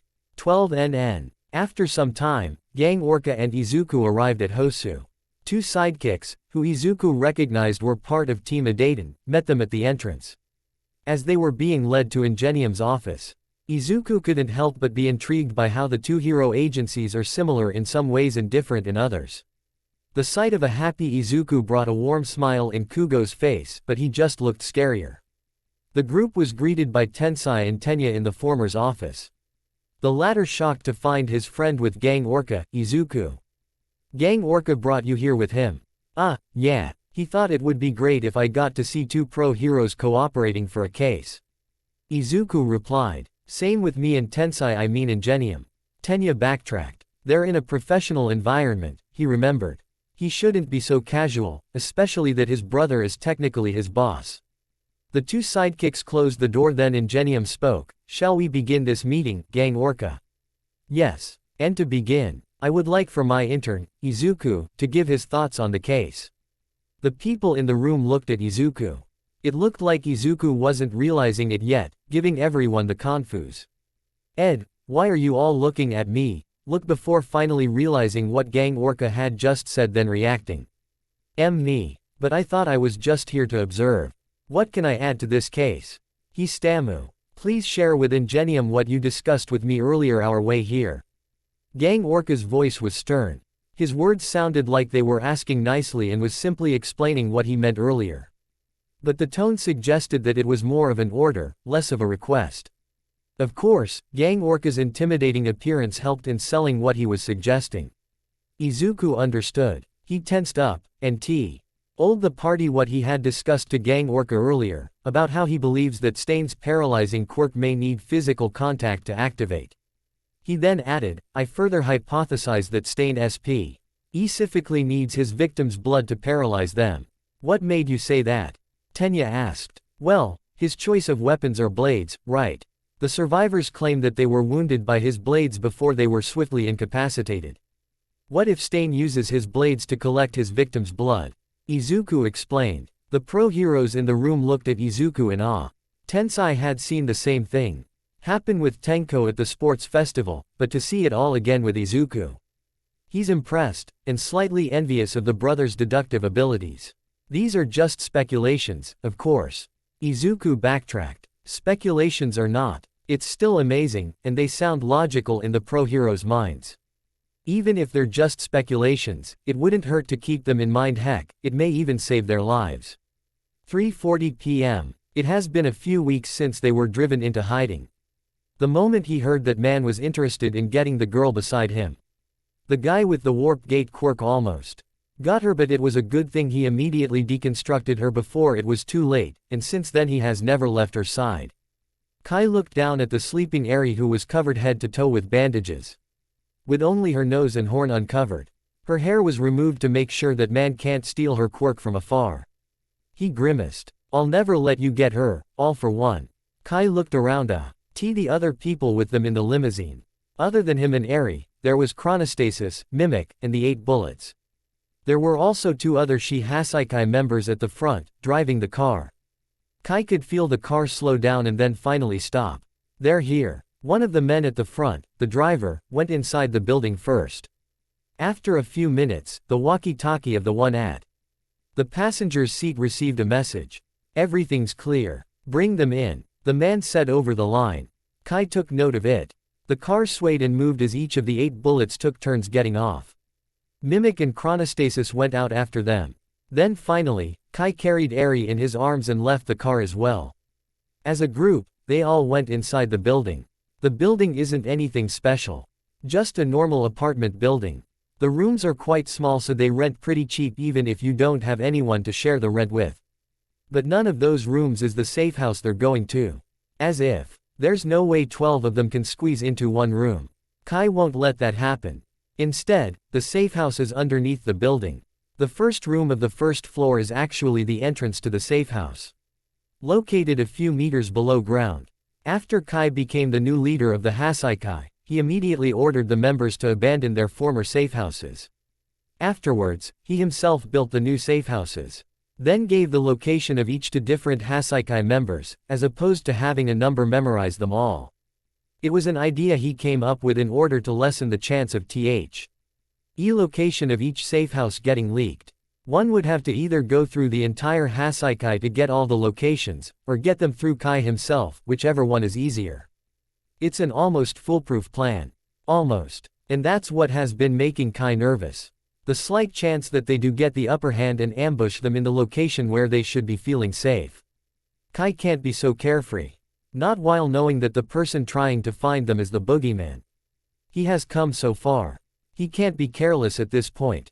The sound of their footsteps echo in the lone hallway to the safe house. Brightly lit by white light bulbs, letting the only door at the end be visible even from the stairs. A few more minutes of footsteps echoing before the finally arriving at the door. Kurono approached the door and opened it, entering along with Mimic. The room was dim, with only some areas lit by the light from the hallway. Kurono immediately headed towards the light switch located somewhere left of the room. Then Kai went inside. But something's amiss. Kai couldn't help but tense up. Where'd that member go? Click. The lights were on and Kai's eyes went wide.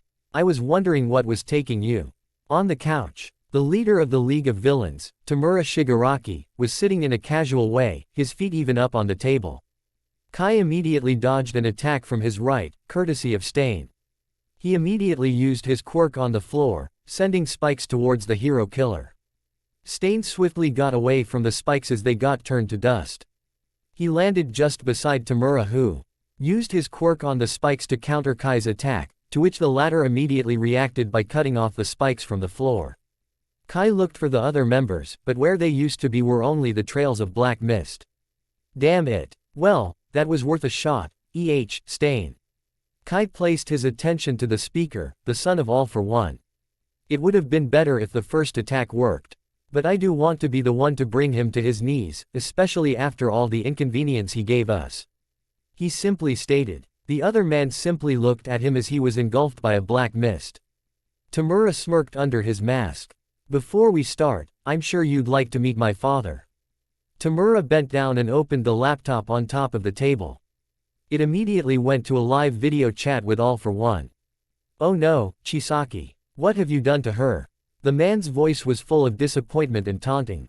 That is no way to take care of a child, Chisaki. Don't call me by that name. Kai snapped back. The man in the screen replied with a disappointed and almost satisfied hum.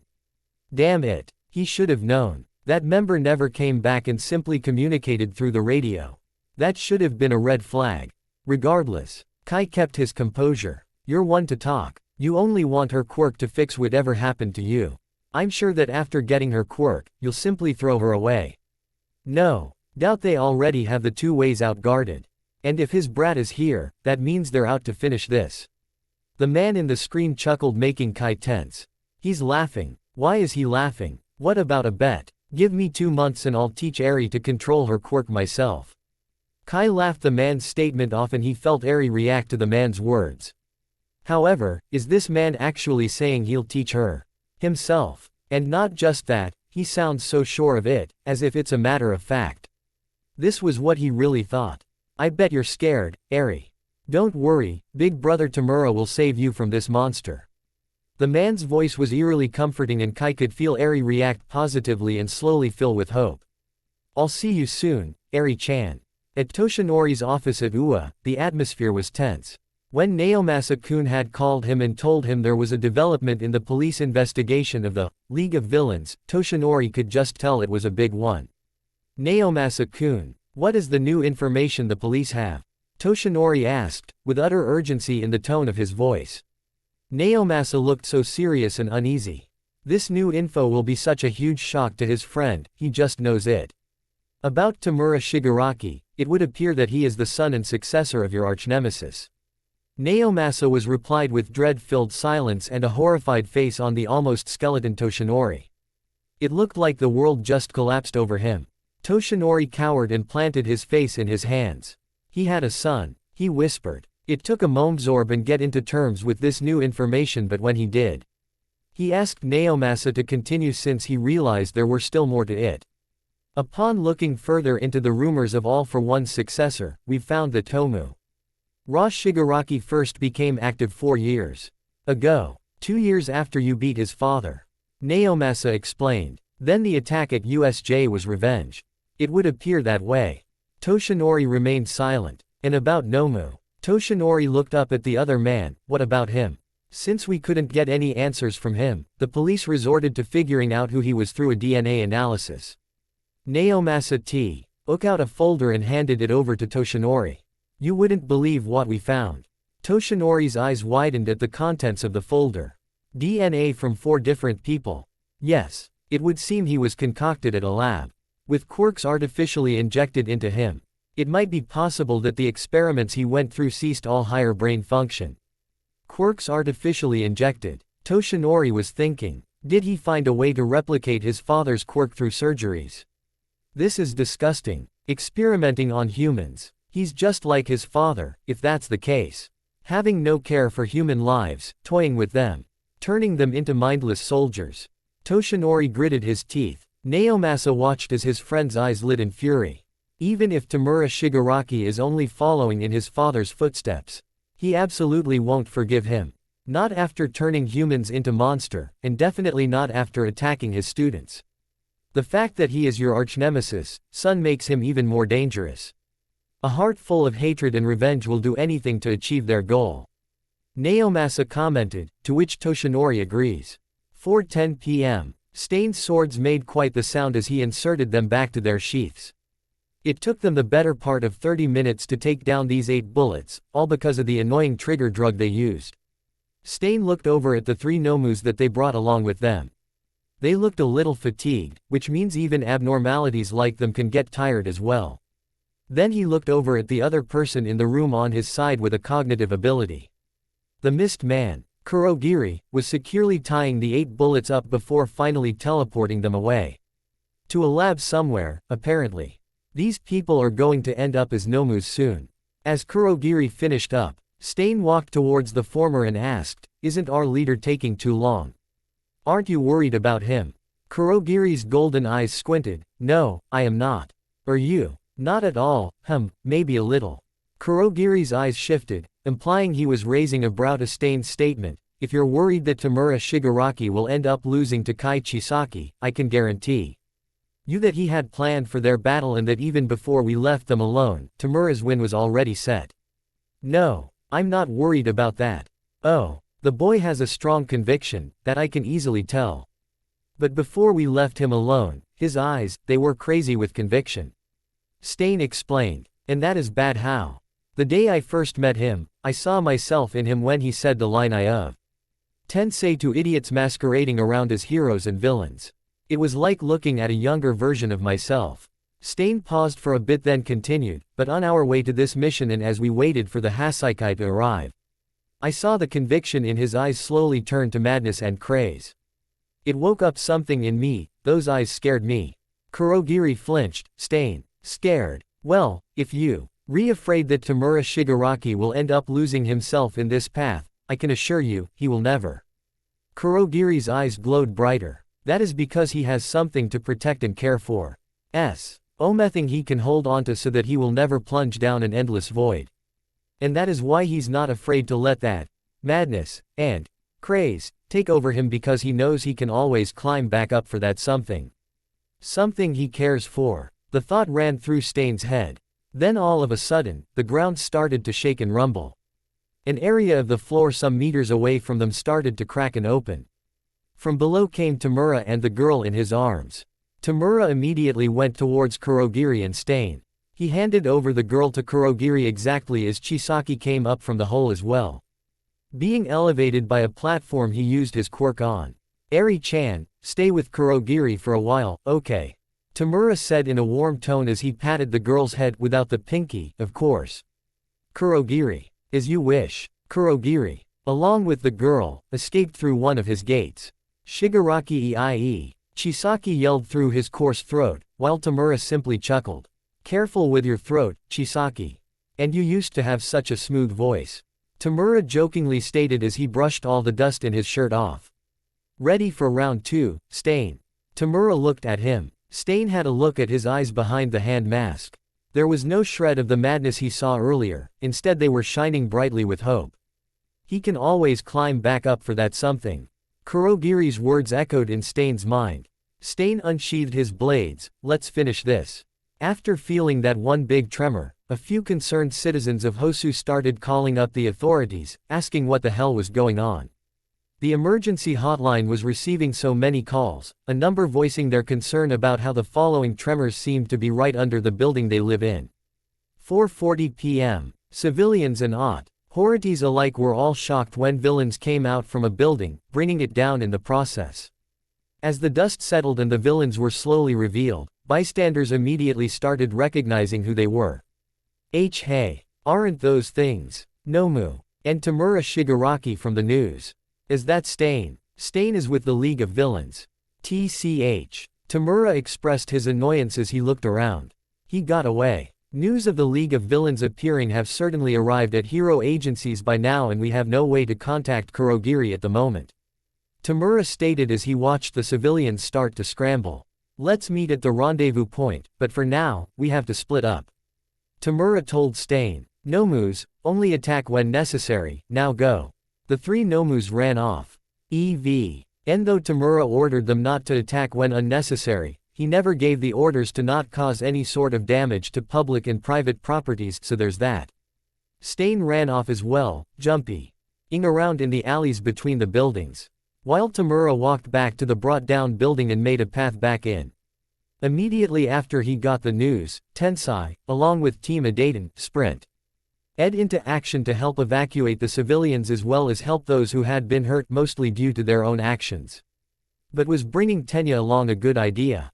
Even as he was helping civilians, Tensai couldn't stop pondering it.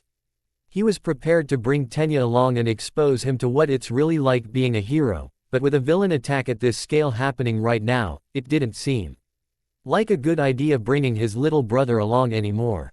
Damn it, he shouldn't be so distracted. As long as Tenya sticks by his side, then it should be fine. The hero killer. He's getting away.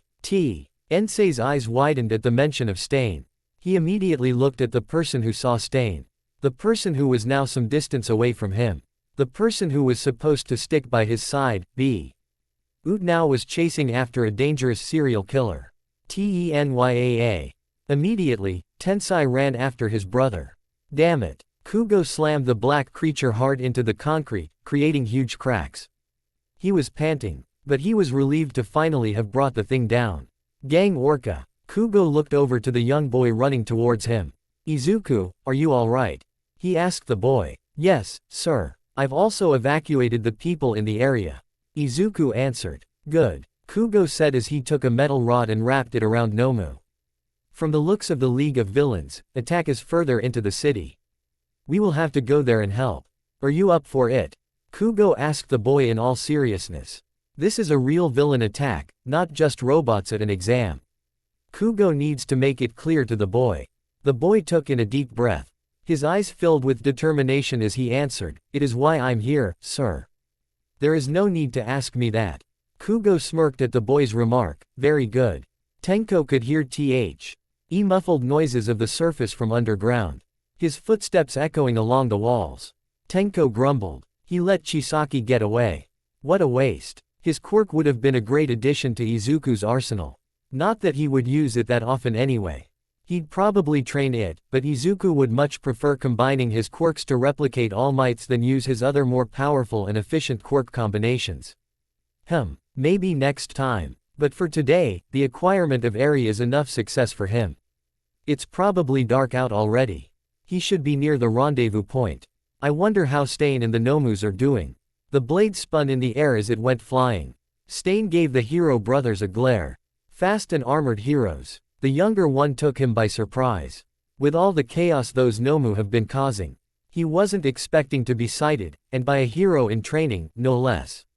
Still, Tenya, don't go off on me like that. Going after the hero killer on your own was stupid. The older brother criticized the younger. I'm sorry, Tensai. You had been after this man for months, I knew you would appreciate it if I. So young but already a show-off. Stain cut him off. Ingenium, you need to be more strict with your brother. Otherwise, he might end up like one of those fake heroes when he's finally deemed an official one. Hey, as if I cared about officialities. Even if they are regarded as one. If they were only in it for money and fame, then they're all fakes. Stain jumped in for an attack. He's quick. Even with armor costumes, Stain's kicks still packed punch, easily sending the brothers flying. There are many civilians that you still need to evacuate, am I wrong? So why am I your priority? Stain pulled out one of his blades from its sheath. Tensai's eyes widened as he heard the blade puncture something.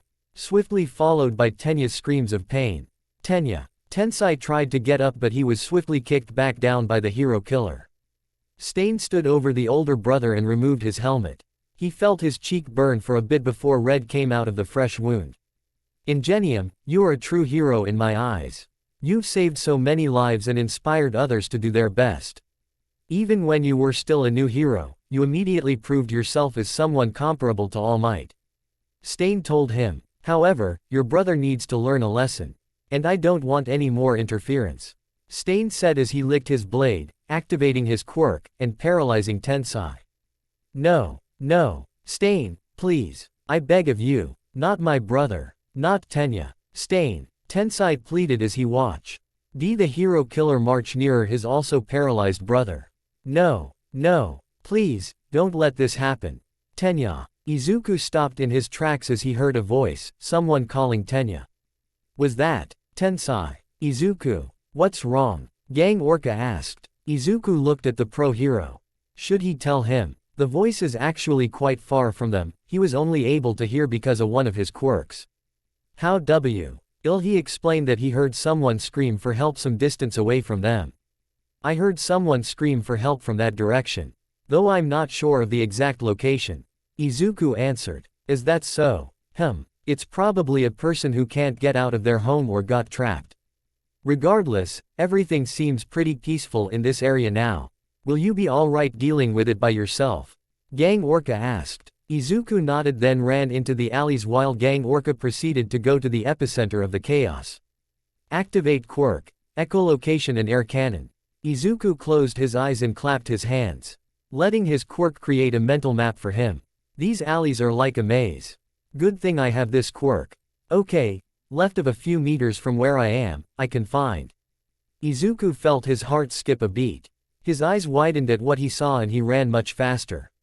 Tenya, no. As soon as he got to that left turn, he activated muscle augmentation and fortify on his legs. He charged towards the man, who's been wanted for the murder of many pro heroes. Get away from him.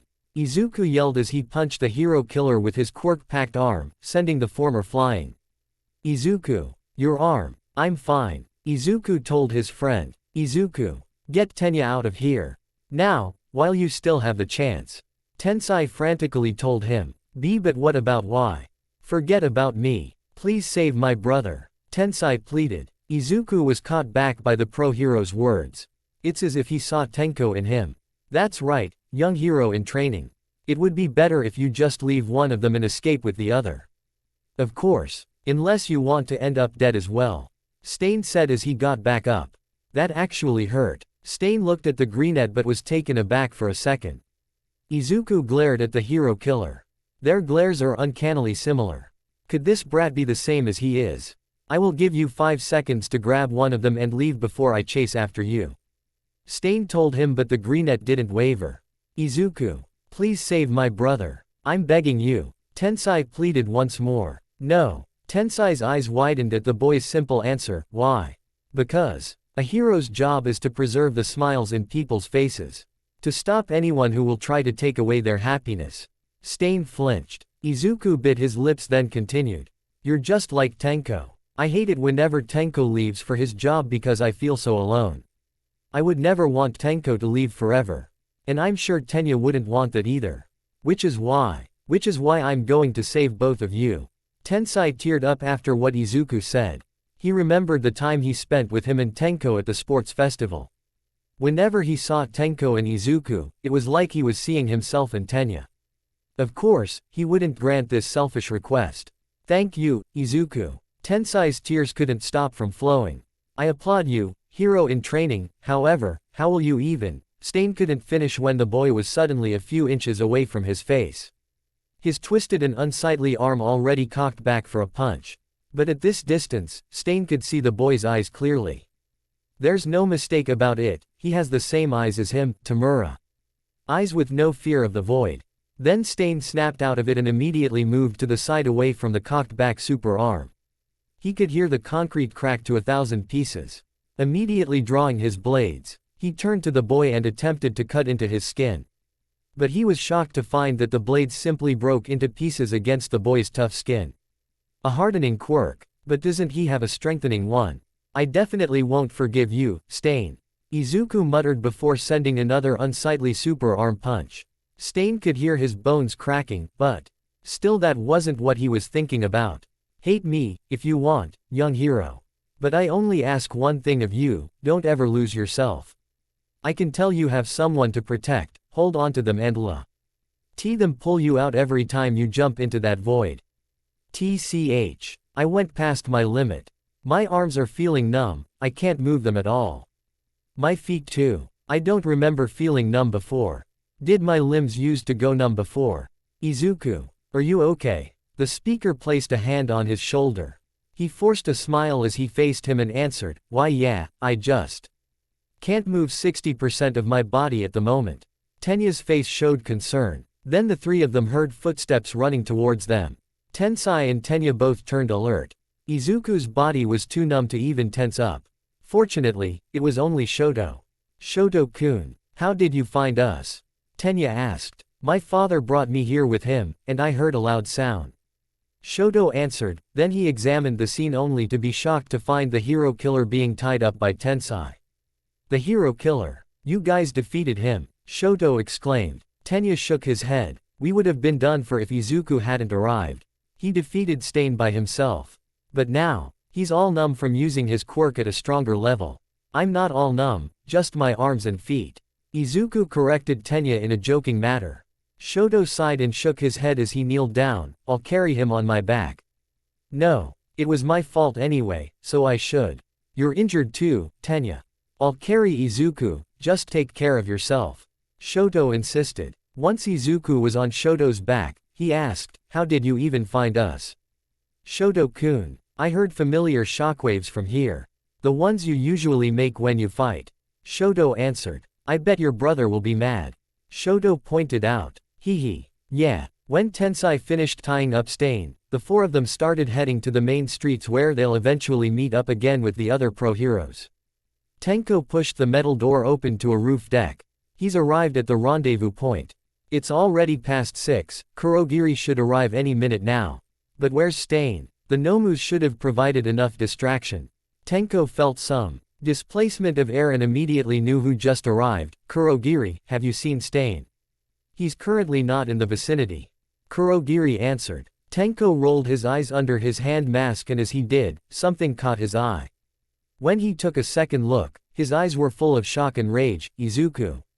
Izuku. What the hell are you doing here? Tenko saw Izuku, almost asleep while being carried by Shoto. Along with them were Tenya, Tensai, and Stain tied up. Stain. The sight of the tied up Stain made him even angrier. TCH. Damn it. That's when they heard the sound of wings flapping. Yuto couldn't help but look over to Izuku every now and then. He seems so tired, he's probably fighting sleep even as he thought. Izuku, are you still awake? Shoto asked. Barely. Being on Shoto-kun feels so comfortable. Izuku mumbled. Don't worry, we'll get you to an ambulance soon and you'll get taken care of. Tensai said in an assuring voice. Izuku simply nodded. That's when they heard the sound of wings flapping. They all looked behind them to see a winged Nomu flying towards them. Get down, Tensai yelled. Maybe they were late to react or Izuku was just in a higher position, but T doesn't change the fact that the Nomu was able to grab Izuku. Izuku, they all yelled. From afar, Tenko watched as the Nomu grabbed his little brother from his friends. What the hell are you doing, Nomu? The group was too occupied by Izuku's sudden kidnapping that they hadn't noticed Stain escaping from his restraints using a hidden blade. Using the Nomu's blood that dripped on Tensai's costume, Stain was able to paralyze the Nomu. Even with his earlier wounds, he was still able to maneuver easily to catch the boy. Everyone, a villain went this way, did you see it? The group looked at the speaker. It was Gang Orca along with Endeavor. Gang Orca, Izuku, Tenya was immediately cut off by a blood-curdling voice. You are all fakes. Stain immediately captured the attention of the people present. The hero killer. Endeavor and Gang Orca were shocked. Kugo immediately noticed Izuku on the floor behind Stain. Izuku. This society is full of fakes. Heroes who only become heroes for fame and villains who only become villains for the sake of pettiness. There are only a few other than All Might that are true to their cause. Including this boy and Tamura. The heroes and heroes in training flinched. Even after having been beaten by Izuku with his full power, he still has enough energy to release such a powerful murderous aura, practically freezing both pro and training heroes in their place. If it means creating the ideal world of heroes and villains, then I would gladly purge all the fakes. It got quiet all of a sudden. Wait, why am I on the ground? Izuku tried to open his eyes. Only to be greeted by a standing still Stain. He would have reacted more if his body was up to the task, but at the moment, he can only look on. Meanwhile, on top of a roof, Tenko couldn't help but feel relieved. He has no idea why that Nomu suddenly decided to grab Izuku, but he was glad that Stain immediately took action when the heroes didn't. From the looks of it, Stain probably fought against Izuku and lost. But if that's the case, why did he save Izuku? He even said that Izuku was true to his cause, along with him. Did he find something in the boy? Is it possible he figured something out? He'll need to put more thought into this later. In the meantime, Kurogiri, get Stain. We're done here. Kurogiri, of course, complied and the heroes were left wide-eyed as the Why watched black mist surround the hero killer and disappear with him? The next day, Izuku and Tenya were still at the hospital. Since Stain wasn't actually caught, there were no news reported about him. Tensai and Kugo also took the blame for Tenya and Izuku's reckless actions, so there weren't any major repercussions for the young heroes in training, only a session of Chief Suragame lecturing them. Afterwards, Kugo and Tensai left to make their official reports about the incident, leaving Tenya and Izuku to rest at the hospital. Tenya was mostly fine, but he will need to undergo surgery to fix his arm that was injured. With Izuku, however, after a closer look at Izuku's limbs, it would appear that he actually broke his bones. Izuku was simply looking down at his arms inside casts. Enya couldn't help but feel bad as he watched such a sad scene. It was his fault after all. Izuku, I'm really sorry. Tenya told his current roommate. Izuku looked at his classmate and gave a smile. Don't be. I chose to save you and Tensai. I wouldn't have forgiven myself if either one of you died and the other has to suffer for it. Izuku told him. Tenya bit his lips. He wants to apologize once more, but he knows Izuku will simply deny him the chance to take the blame. The two boys' attention were swiftly caught by the sound of the door opening and the arrival of a bald, old man with weird goggles. He was wearing a white coat, so Tenya assumed he was a doctor. Garaki Hakase. You're here, Izuku exclaimed. Izuku, you know this man? Tenya asked. Izuku nodded. Yeah, he's a friend of my dad and is our family doctor. Izuku answered. Hisashi-kun sent me after he got the call informing him about Izuku here. The hospital allowed me in since I am officially Izuku-kun's physician. The doctor explained as he walked towards Izuku. Tisk. But to think that the next time I would have to check on you because of your quirk is during your studies to be a hero, hey, I suppose that's expected. Doctor. Garaki chuckled. Heroes always have to push themselves to the limit whenever they face off a powerful villain. Even when they know it could destroy them, if it means saving one person, they'll do it. That's what makes them annoying. The doctor commented as he was checking on Izuku's limbs. Ah, I almost forgot. Doctor. Garaki said all of a sudden. Your brother wanted to talk to you. He's probably waiting for us to call him. He couldn't reach you, so he asked me to call him once I'm here. The doctor said as he took out his phone and started dialing Tenko, then he handed over the phone to Izuku. As the phone was ringing, Izuku preemptively put it on loudspeaker. If Tenko is calling after he got injured, then there's no doubt there'll be a lot of angry shouting. It rang for a few seconds, then finally, they got an answer. Hey, Tenko, what on earth were you doing in Hosu? Tenko immediately yelled, prompting Izuku to instinctively pull the phone a little further away from him. Hey, Tenko. Izuku greeted his brother once again, before explaining, Ingenium had asked Gang Orca to come and he brought me along. We didn't know the League of Villains were going to. Goodness, Izuku. I just left and you already got hurt because of your hero studies. Led you out of hero studies, after all. Tenko said in the other line. Tenko, please. Izuku pleaded as he felt something break inside of him. Is this it? Is this finally it? He'll have to quit. Now, Tenko. Doctor. Garaki interjected, I don't think it's fair that Izuku will have to quit because of something coincidental. He was simply in the wrong place at the wrong time. Being a hero hopeful means having to act like a hero on the road to become one, even if it means breaking a few bones along the way. Isn't that right, Izuku-kun? Doctor. Garaki looked over at the greenette. Izuku simply nodded. Tenko was silent. But of course, I would still advise you to refrain from breaking any of your limbs. The doctor added. Tenko grumbled and finally agreed, fine. But my decision still stands. Next time you get hurt and it's while heroes are around, you're out of hero studies.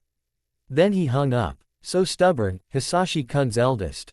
Just like him, I suppose. Doctor. Garaki commented. Thank you, Garaki equals Hakase. Izuku smiled. Don't mention it. I just said what Hisashi-kun would have told your brother. The doctor replied. But, Garaki Hakase, I was wondering about something. Izuku suddenly said. Well, why did my bones break? I mean, the last time I used my quirk at full power, my bones only weakened but they didn't fully break. So why did they break this time? Izuku asked. Doctor. Garaki sighed and explained, the last time you used your quirk was 2 years ago, correct? Well, since then, your quirk has gotten more powerful. Meanwhile, your body has remained at a more or less stagnant state. Compared to how much power your quirk has accumulated in your body's current state, it would be at least 5 more decades before you can ever use your quirk like you could 2 years ago. 5 more decades. Izuku was distraught. Doctor, Garaki isn't one for exaggeration if he says it would take Izuku 50 years before he could use his quirk again, then he means it. I recommend not trying to use full power at all. The doctor told Izuku, then he followed up, if you ask me, might as well just change your quirk with all these odds. The room became quiet for 30 seconds or so, but you can feel a thin air of dread in that half-minute. I'll be taking my leave now. I'll leave this medicine here, you should take it after every meal. You should rest here until it's time to go back to school. Your bones should be fully healed by then. Doctor, Garaki told Izuku as he placed a pill bottle on the table beside the boy's bed. I hope to see you soon, Izuku-kun.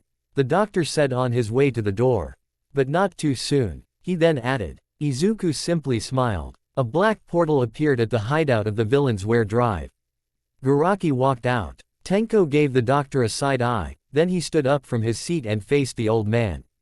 So, how's Stain? Tenko asked. Izuku managed to break half the bones in his ribcage as well as few others around his body. His bones at his ribcage ended up puncturing his lungs, resulting in him going into a coma. Other than that, he should be fine. He'll just be out of commission for a few months. Kyudai explained. It's actually quite amazing that he survived. He took on 2 of Izuku's full power punch head on and was still able to move afterwards to save the boy. That man has amazing willpower. He could have been a great hero. The doctor commented. Tenko could only respond with an annoyed tch. Izuku shouldn't have been there in the first place. Tenko thought. And my brother? Tenko asked. He'll be fine. I left the fast healing pills for him. By the time he's back at school, he should have taken the pill with the new reinforcement quirk. Kyudai told him. Such a stubborn boy, choosing to use the combination of quirks that replicates All Might's quirk, even though it's destroying him. I just hope the day never comes when he has to learn it all the hard way. It would be a waste for the boy not to get the chance to. Don't even think about it, Kyudai. Tenko's voice was threatening. It had the tone of a cold-blooded killer.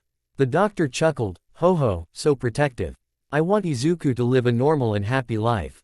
I won't let you drag him into any of this. That's what you said the first time Hisashi and I mentioned the idea of the 2 of you training to become his successors. You were only 8, if I recall correctly. Daruma reminisced. In my opinion, Izuku is the best candidate to succeed Hisashi since he has his quirk. And with the right training, we can probably have it evolve into something more powerful. Daruma went into a monologue. Hisashi-kun's quirk started out as only having the ability to steal a limited number of quirks. But then all for one evolved into what it is now, a quirk that allows the user to steal and store as much quirks as he wants. Since Izuku inherited the evolved version of Hisashi's quirk, it's possible it can evolve once more. It can already steal quirks from afar just by ingesting a single drop of blood of his target. Just imagine if he manages to evolve his quirk to not even having to take in DNA. Shut up, Garaki. I already warned you. Tenko stopped the old man's thoughts. If you ever try to include my brother in all of this, you'll be facing me. Tenko stood his ground, but Kyudai only found it more entertaining. Such a foolish boy, he thought. Then the television in the bar turned on, and with Hisashi on video, he scolded the 2 of them. That's enough. The 3 men in the room turned to look at the screen. His face is still 90% scar, unfortunately, and he's still on life support. Training Eri to use her quirk properly will take time, after all. Garaki-san, if you're done telling Tenko what he wants to know, then I'm expecting you to return right away. Hisashi's voice was stern and serious. Kyudai only scoffed to this. Kurogiri, open a gate for me. Kyudai ordered the man standing as the bartender. To which the latter complied. Tenko glared at the old man as he left. And Tenko. Yeah, please, stop arguing with the doctor. You know he's done so much for our family. And one day, you'll have to work with him. It would make things easier if you establish friendly relations soon. Hisashi reasoned. I'll start getting friendly as soon as he stops eyeing my brother. Tenko. Hisashi was annoyed. Tenko simply averted gazes. Hisashi sighed, fine, I'll talk to him, but I'm expecting you to cooperate with him as well. Then the video turned off. Tenko sat on his usual seat at the counter. He grimaced and then pounded the counter. He messed up his hair in frustration as he made unintelligible annoyed sounds. Kurogiri simply looked on as he watched Tenko's more or less quiet frustration reach its climax and finally die down. Kurogiri, the new assignment I gave you, how is it? Tenko asked in a calm manner. I have found a number of individuals that met your criteria. At first, they weren't interested, but later reconsidered after a peculiar video came to light. Kurogiri answered. Video? What video? Tenko asked confused. Kurogiri switched on the television and changed it to show the video. Tenko was left wide-eyed at what he saw. It's been over a month since All Might had picked Katsuki to be his successor, but he's only had one for all for about a week or so. Only having received it after the sports festival for obvious reasons. Katsuki's entire work-study period under Gran Torino was mainly focused on him getting used to the new stronger firepower of his explosion. And for that, they had to go to the countryside, where it was less likely for him to accidentally harm anybody other than himself. He had to relearn how to control the output of his explosions for the majority of their training, as even his usual weaker explosions only meant to intimidate his opponents are now equal to his former mid-power explosions. They suspect it will take months before he is able to use his quirk on the same magnitude of mastery like he used to pre-One for All. It also doesn't take that long anymore before Katsuki's arms started aching from using his quirk. He'd also gotten speed, which fortunately, only needed 1 week to get used to. Katsuki let out a breath to clear his thoughts and calm himself down as he thought too. The day All Might had suddenly called him to his office. I want to make you my successor. That was what All Might said to him. It was an offer of a lifetime. The chance to train under your idol her. Oh, and become the next generation's symbol of peace. Who would pass that out? Which is why he didn't correct All Might when he thought that Katsuki was a good candidate. Beating an enemy worth no points to save a girl. Don't screw with him. He just wanted to prove how much better he was than those cowards who were running away. He just wanted to be no one. He wasn't hero material. He was even a BULLY to the kids he thought were lower than him. He challenged and tried to kick down anyone he saw who could potentially surpass him. Like he did with Izuku when they first met as kids. He wasn't a good person, he acknowledges that now. Which is why he's striving to be better, to be someone worthy of becoming All Might's successor. He may have lied to get this position, but he will prove himself. Hey, Midoriya, I heard you guys got to encounter the hero killer, right? How was he? Is the rumors true that he cut his own nose off? Katsuki's attention was caught by the words of Dunceface and he looked over to the electric blonde's direction, finding him taking an empty seat beside Midoriya. The hero killer, Katsuki thought. Oh, alright, there was that video going around the internet, it had our classmates in it. How did you know? The police and heroes said it wouldn't go public that we faced Stain. The green-haired nerd immediately went on the defense. You didn't know yet, Izuku-kun? Four Eyes asked. Someone uploaded a video of the night of the Hosu incident. Although, the authorities have no idea who as of yet. Icy Hot explained as he walked towards the nerd and Four Eyes. Come to think of it, these three nerds have formed their own group, haven't they? Along with that round-faced girl. Katsuki thought. It's gotten viral since it got uploaded. Dunceface said as he pulled out his phone. And presumably, took out the video to show to the nerd. The nerd's face suddenly went pale like he'd seen a ghost, making Katsuki furrow his brows. Izuku, what's wrong? Icy Hot asked the nerd as he noticed as well. It's just, I don't remember most of what happened that night. Only that Stain escaped. So seeing that the Nomu almost got away with me, when I was unconscious. It sends shivers up my spine. The nerd explained, but then immediately backtracked, but don't worry. I'm feeling much better now, I feel much better. HMPH. Katsuki scoffed in his mind. He still sounds like the spineless brat I met at the park all those years ago. Aizawa-sensei. An unsure voice called out to his teacher as the two of them finally arrived at the door to 1A's classroom. Shota looked back at the student behind him. It was obvious that the dark purple-haired boy was a little nervous. Don't worry about it, kid. You'll be placed as far away from each other as possible. There won't be any more problems, I assure you both. Shota told the student. Then, like what they'd agreed upon, Shota went inside the classroom first to inform the class of the new arrangements.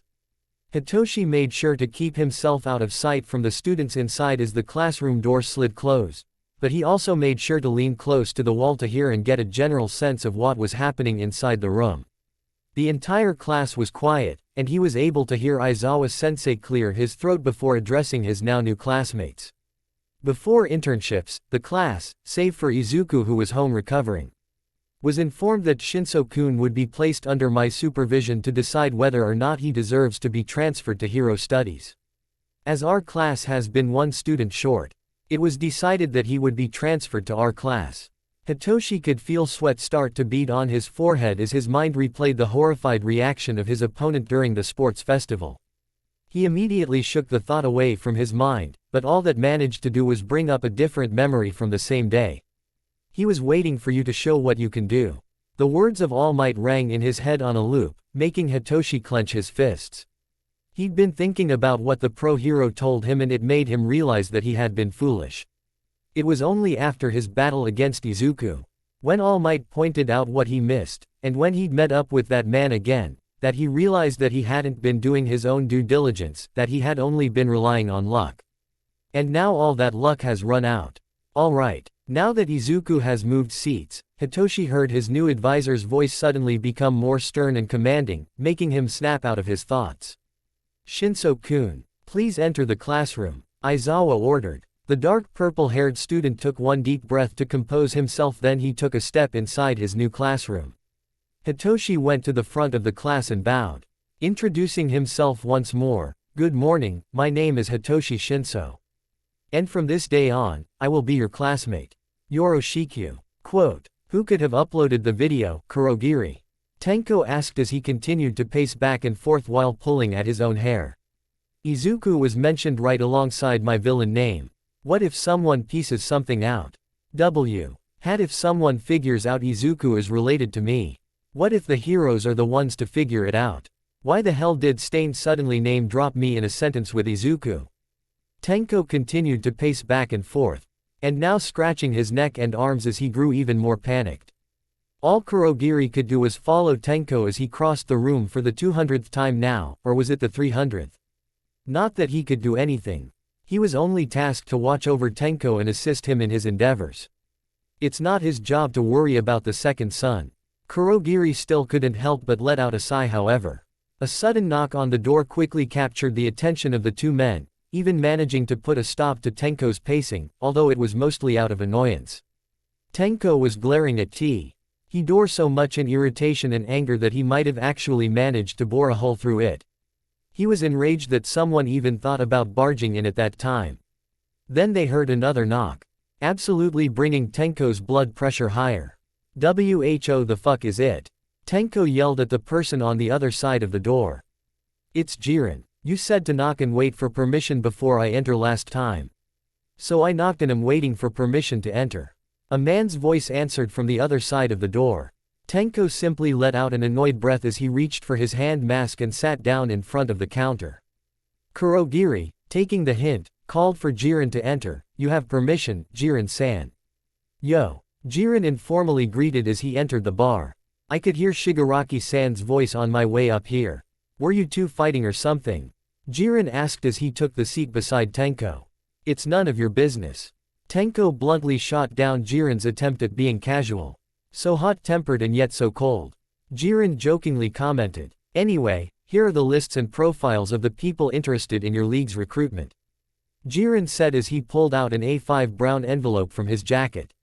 "I gotta say, what an interesting group of individuals, from high school murderers to serial killers.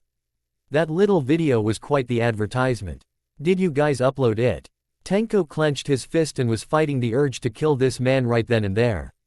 Kurogiri, fortunately, read Tenko, and walked to the front of the counter to pull Jiren away from his young master. "I apologize for Tamura's attitude today. It hasn't been a good one for him." Kurogiri explained as he took the envelope from Jiren. I think it would be better if we leave this day at that. Hey, no problem. I really planned on dropping this off unless my company was needed. It's always a pleasure doing business with the League of Villains, so don't sweat it. Jiren told the gate user as he was escorted to the door. Anyway, I'll be off. As soon as Jiren was gone, Tenko immediately removed his mask, and with eyes overflowing with rage and madness, he declared, I swear, Kurogiri, if I ever find out who leaked that video, I'll make sure to kill them personally. Thanks for watching. Kurogiri took a